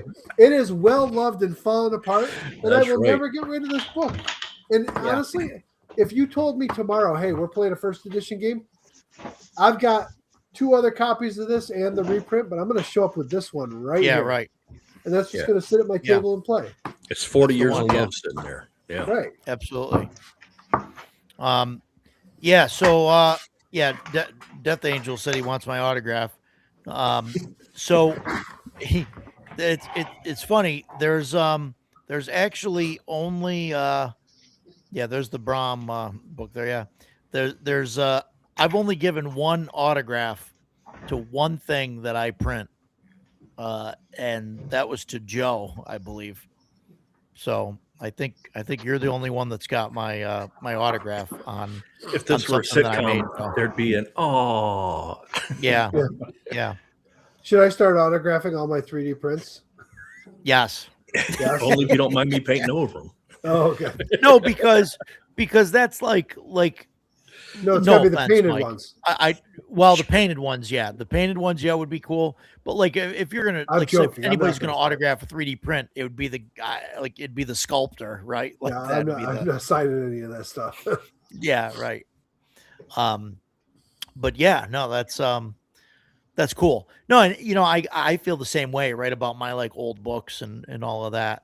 Like I had when I brought to Earl Otis, like I had him sign my basic set, the books that I had, that I got, not the ones that are in better condition, that I have, but the ones that I grew up with, and I told him, I was like, listen, these are going to the grave with me, like nobody's going to get this afterwards, so it's just interesting. So, It's Yeah. weird. It's weird the direction the hobby's taken now with the collectors. There's always been collectors, and I don't have a problem Yeah. with collectors. yeah. Um, No, but recently Yeah. with like the slabbing and all of that, I mean, that's a whole thing now. and like, I mean, he's been at Page the last couple of years, but I've never met him. But Alex Kammer from GameholeCon, he's got an amazing collection. Yeah. But I got to tell you, there's sometimes when he shows off pictures of it, and I look at it and I go, "There's fucking 5 different copies of the Moldvay Basic set, all in shrink, sitting on your fucking shelf that somebody else could be enjoying." Yep. What's I don't know. There's a Yeah. point to me where there's like you're going overboard. I understand they're collectors; it's their money, and they could do what they Grading. want. Grading Death Angel when you seal them and grade them like Yeah, you like do with Comic comics or magic cards or collectible cards. Yeah, they're doing it with D&D adventures now. Sad. And bad ones. I've seen like somebody had Forest Oracle slabbed, and they're like trying to but charge it's $300 for it. I'm like, right, come on. but that's what it does. Like I see, and I've seen that done in with magic cards and like comic books and stuff for years. There's stuff that's like cards that are worth like $10. That why would you pay the $50 or whatever, right? That it costs to Right. get them to do the thing. But you do it, and now in the card's $100 card because it's a 9.8. Right. It's so you can make $50 on it. You bought it from somebody for $5, and you just you put it out there, and then somebody somewhere, right, is going to like the card because they collect the card or whatever. So they get like a 9.8 slabbed for $100 or whatever. That they're like, yeah, it's great. It's ridiculous. So I don't like the collectors being in the hobby and stuff. I don't like it any more than you do. So So I see the comment about the Deadlands book. You got to Yeah. open it. You got to open it. It's, No, I ran Deadlands before with the cards. Oh, okay. Yeah, yeah. No, It- I ran it. Yeah. I know. Like Jason's talked about it. Jason, I don't think would like Deadlands because it has too much Weird West in it. I like the actual Weird West in it because we were running Blood Drive, which is actually a very linear adventure. The characters actually go on a cattle drive. Yeah. But they run into things like they find some old house that's like there's burnt bodies behind it, and they find some clues about what caused that, and there's all kinds of weird shit in it. There's one part some cattle go missing, and they go to find them, and they get attacked by giant spiders, which is a huge like horror check for them because they've never seen giant spiders before. They've never seen anything weird like this, and all of a sudden, they're being introduced to it. But later in the adventure, there's actually like at nighttime they see like this stream of fire go across the sky and crash, and they go to investigate it. And there's a dead soldier there with a rocket pack on him. And while they're checking it out, the cavalry shows up and basically threatens them. They didn't see anything and they got to go. And it came from Area 51, and they started incorporating all that stuff into it. And it's kind of neat, So you have it set in the late 1800s. It's an alternate civil war that dragged on for longer. And basically, I think it was the Native Americans that basically did some ritual to their gods to try and stop the war. And the gods got loose on the land and created all kinds of weird shit. And now it's all chaotic. Do you prefer the classic or the revised? I've never played the classic. So Reloaded was Reloaded was prior to Savage Worlds. So you're playing the Savage Worlds version. Yeah. So Savage Worlds was created from Deadlands. So he actually revised the rules and then created Savage Worlds out of it. And now I've just stuck with it. So it's Adventure Edition is the newest version. I mean, I've even got the last couple Kickstarters that are sitting here that I haven't even touched yet. I mean, they're still in shrink because we're not playing the game right now. But at some point, I'd like to really get. Yeah, that's the old stuff. Yeah, you used a deck of cards instead of any dice. And so you use the cards. You use the cards for initiative and a couple other things in Savage Worlds. Generation. Yeah, and you do like a poker hand to do the combat. Yeah. Yeah, it was. I mean, it's not exactly poker, but yeah. So you deal out the cards for initiative, and you go in that order. And of course, aces get to go first, and they can reset some stuff. But you actually rolled Savage Worlds. You rolled dice for it. You have exploding dice for your attacks and stuff like that. I'm pretty sure there's no dice in the original Deadlands. It's just all cards and poker hands. But maybe there. I haven't played in years, so maybe there are dice somewhere. I thought about getting into the DCC version of the Weird West one, but again, it's this giant ass tome of D20 rules, and I'm like, I don't know. The Savage World rules, I got into it, and they're different rules. They take a little bit of learning to understand how it works differently than Weird Frontiers is a good time. Weird Frontiers. That's the DCC one. Yeah, and make it in 2 books if you can find it. I just don't know if it's better than Deadlands. That's the thing. Is it worth buying a different system? I don't know enough about Deadlands. Well, Deadlands has been around much longer. Sure. And I backed it on Kickstarter, and we ran into the people who make it at Page Shadow West. Yeah, it's not out yet, but it's coming soon, I think, because they said it's they're just waiting on the proof from the printer, and then they're gonna, if it's good, they're gonna ship it out. I'll be honest. Part of what has attracted me to Free League and Savage Worlds was the fact that their systems can be applied to a wide genre of games. Mm-hmm. So if I teach my players Mutant Year Zero rules, there's so many games that can apply to it. So it's not like teaching them a new game every time. It's just like, it's the same rules with just a few customizations for this setting. Savage Worlds is the same way, and now Shadow Dark of course, if I can do Dark Sun with it, I could do Weird West with it, and I can do basic, regular fantasy, and I could do Dark Space with it. That's appealing to me, to take one Yeah. rule and be able to apply it different ways. Sure. No, I love that. Edgelord, what are you talking about? RPG or I don't know how you take that question, Jason. I think I think was he's talking about RPGs or movies. No, I think he's saying that because I said I knew you didn't like Deadlands. I think he's asking what westerns you like. I really like Tales of the Old West from Wrecked. That's the Free League guys that made their own thing. I found that this 3.5 Old West that is great. Favorite movie? Once Upon a Time in the West, absolutely, without question, is my favorite Western. Followed closely by the classics, Good, Bad, the Ugly, Shane, High Noon, High Plains Drifter. I love that movie because Clint Eastwood plays a revenant. That's badass. Pale Rider, phenomenal movie. Man, there's some great Westerns. But yeah, Once Upon a Time in the West, that's a masterpiece. Absolutely a masterpiece. Yeah.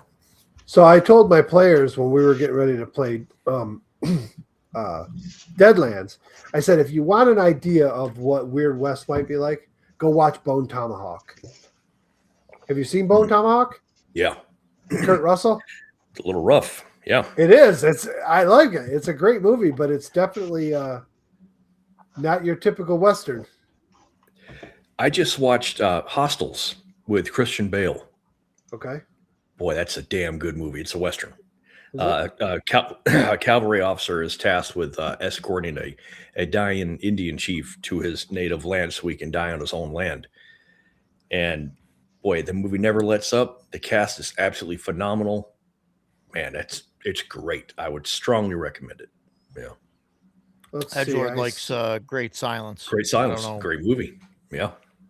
I see Amazon Prime. Is it free on Amazon Prime? Mm-hmm. I have the Blu-ray, but yes, free on Amazon. Yeah. No. Well, maybe.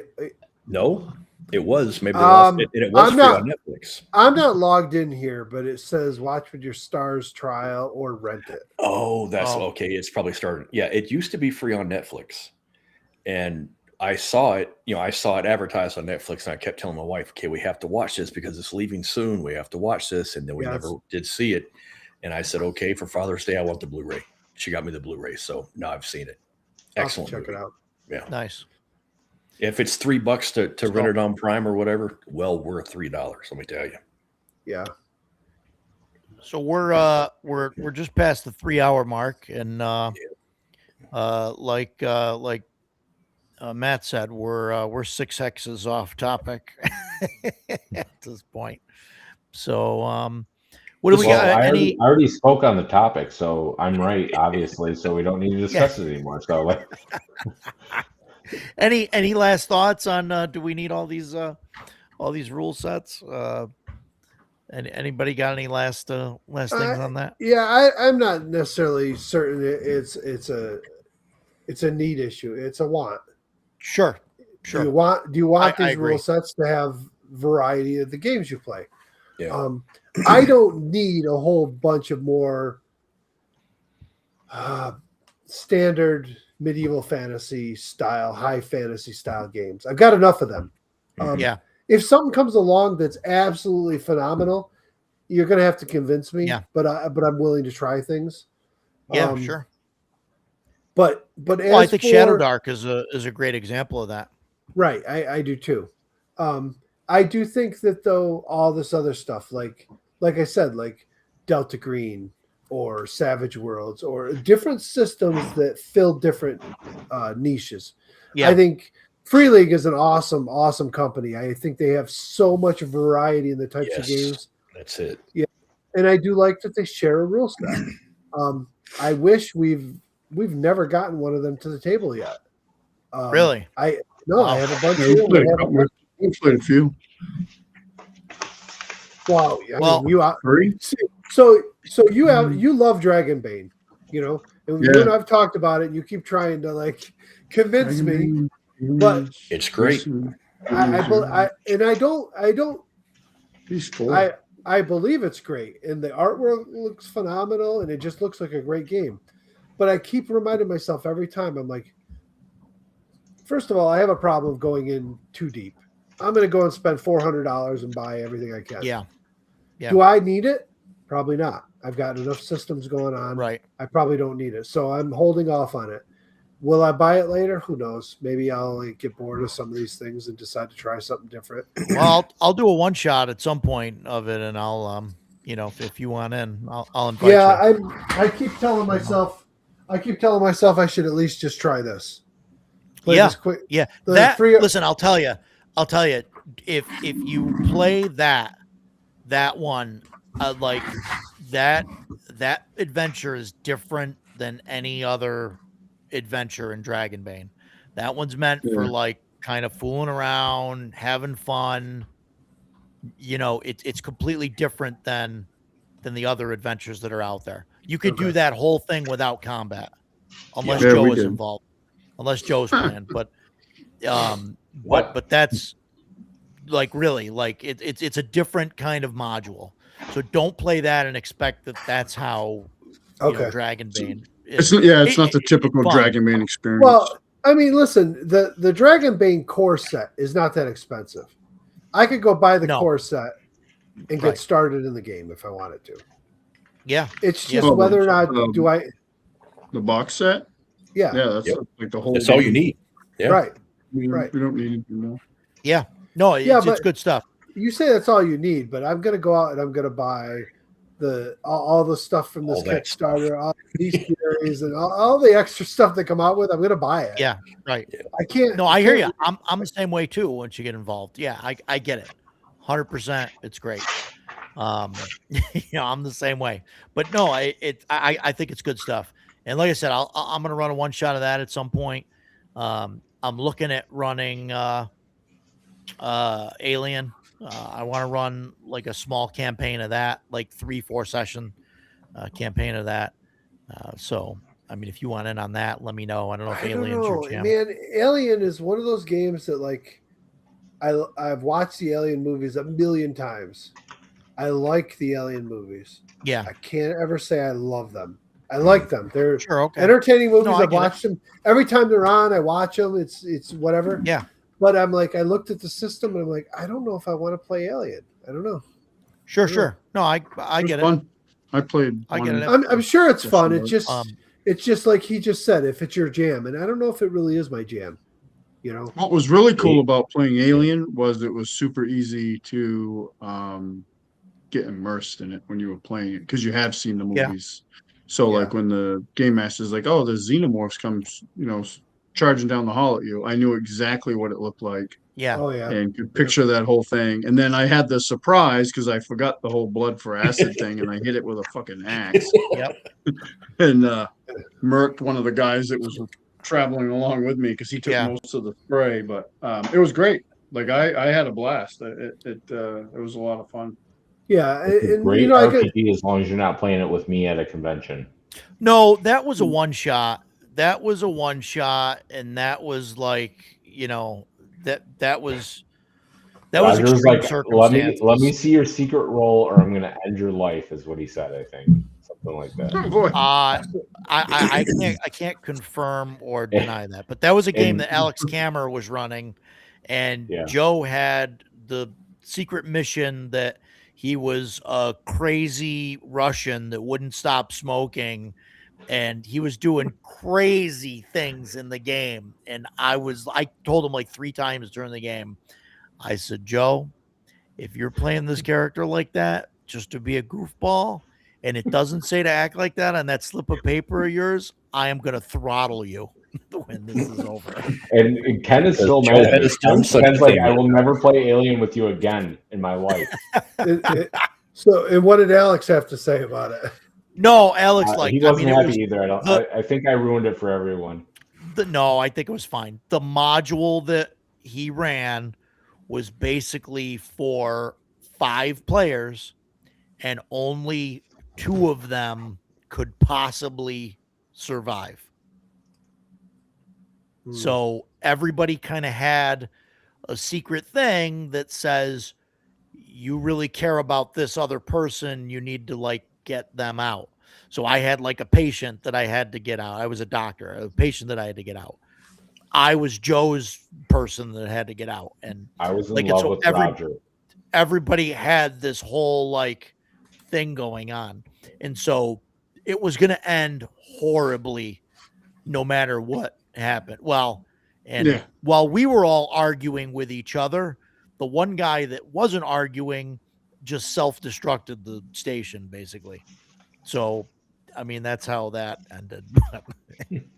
It was fine. It was fine. It was just a little like just craziness going on.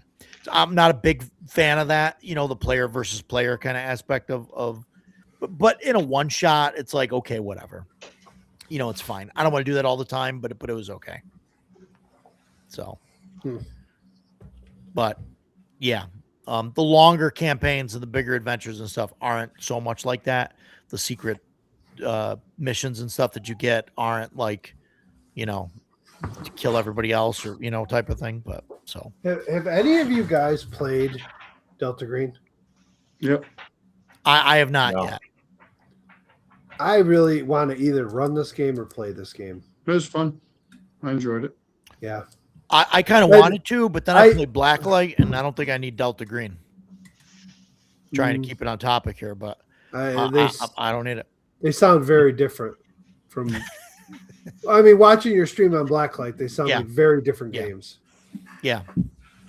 No. They are. But Blacklight, I think, fills that hole of like what I want to do. But I am interested in the Delta Green Vietnam. That does interest me. I wrote that down.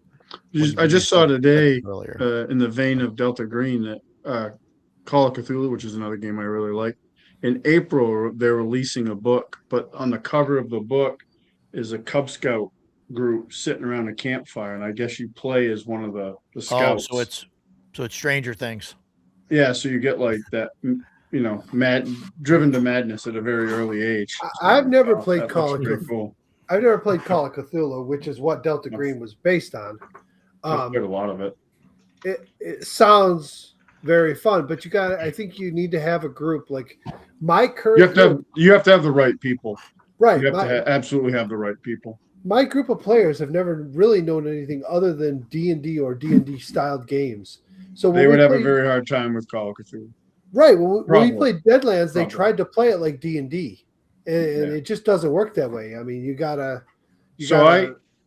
I came from that background. I'd always wanted, because I like horror movies and stuff, and I always was interested in Call of Cthulhu, but there was nothing anybody I played with was interested in. I lucked out during COVID and got into some Call of Cthulhu, and I didn't know anything because we played a couple one shots, and I was like, and Rooster was one of the guys I played with, and I was like, well, how does this work for like a long-term campaign? And so we had a great keeper. He was awesome. I still play games with him. He the way he explained it was in D&D you start off as like a scrub and you only get better. Yeah. And in Call of Cthulhu Yeah. you start off the best you're ever going to be and you only get worse. Yeah. Like you just and that's how they describe. Yeah, That's it's- describe how they describe Delta Green. Same thing. It's just slightly different mechanically. And your purpose in Delta Green is different than your purpose in Call of Cthulhu generally. Right. They're both The thing I like both about fun. it is people try. Right, people try and equate it to X-Files, and it's kind of like X-Files, but X-Files they were all about discovering the truth, and Delta Green is all about basically Covering it up, and yeah. hiding Covering the up. truth. Yeah, hiding which it. is cool. Yeah. So, all right. So, let's close this thing up and then get out of here. We can do this in the back room, but It's been a yeah, great podcast. CNY. Death Angel says he's coming, and Edgelord, yeah, you're going to be there. Joe's going to be helping out with stuff. So, and if you guys want to come, I'm still working on my group. Trying to get the group to come. I'm trying to get my gamers there. Yeah, we'd love to have them. If you guys, They're not convention people, but maybe I can get them. I get it. It's not for everybody. If you guys want to show up like a day or two early, like we may have time for some gaming and stuff then. I know we're going to try and do some board games and stuff. Obviously there's setup and stuff to be done. So if you show up early, then expect to help. I'll probably come early. But we he's bringing the Blantons. I'll be can there. hang out. Yeah, there you go. There you go. So, all right, but yeah. Fucking man after my heart, right So I think I think that's about that. As far as with do we need the stuff? So We need we it. will. I We don't will think talk we to you resolved the guys. issue, but We it was need it was it. a Yeah. good discussion. That's about on par. It So, certainly is. and yes, I will put you to work after a 14-hour drive. You got to get those muscles in those legs and arms moving after sitting for so long. So moving tables is a perfect thing. So we will see you guys next week.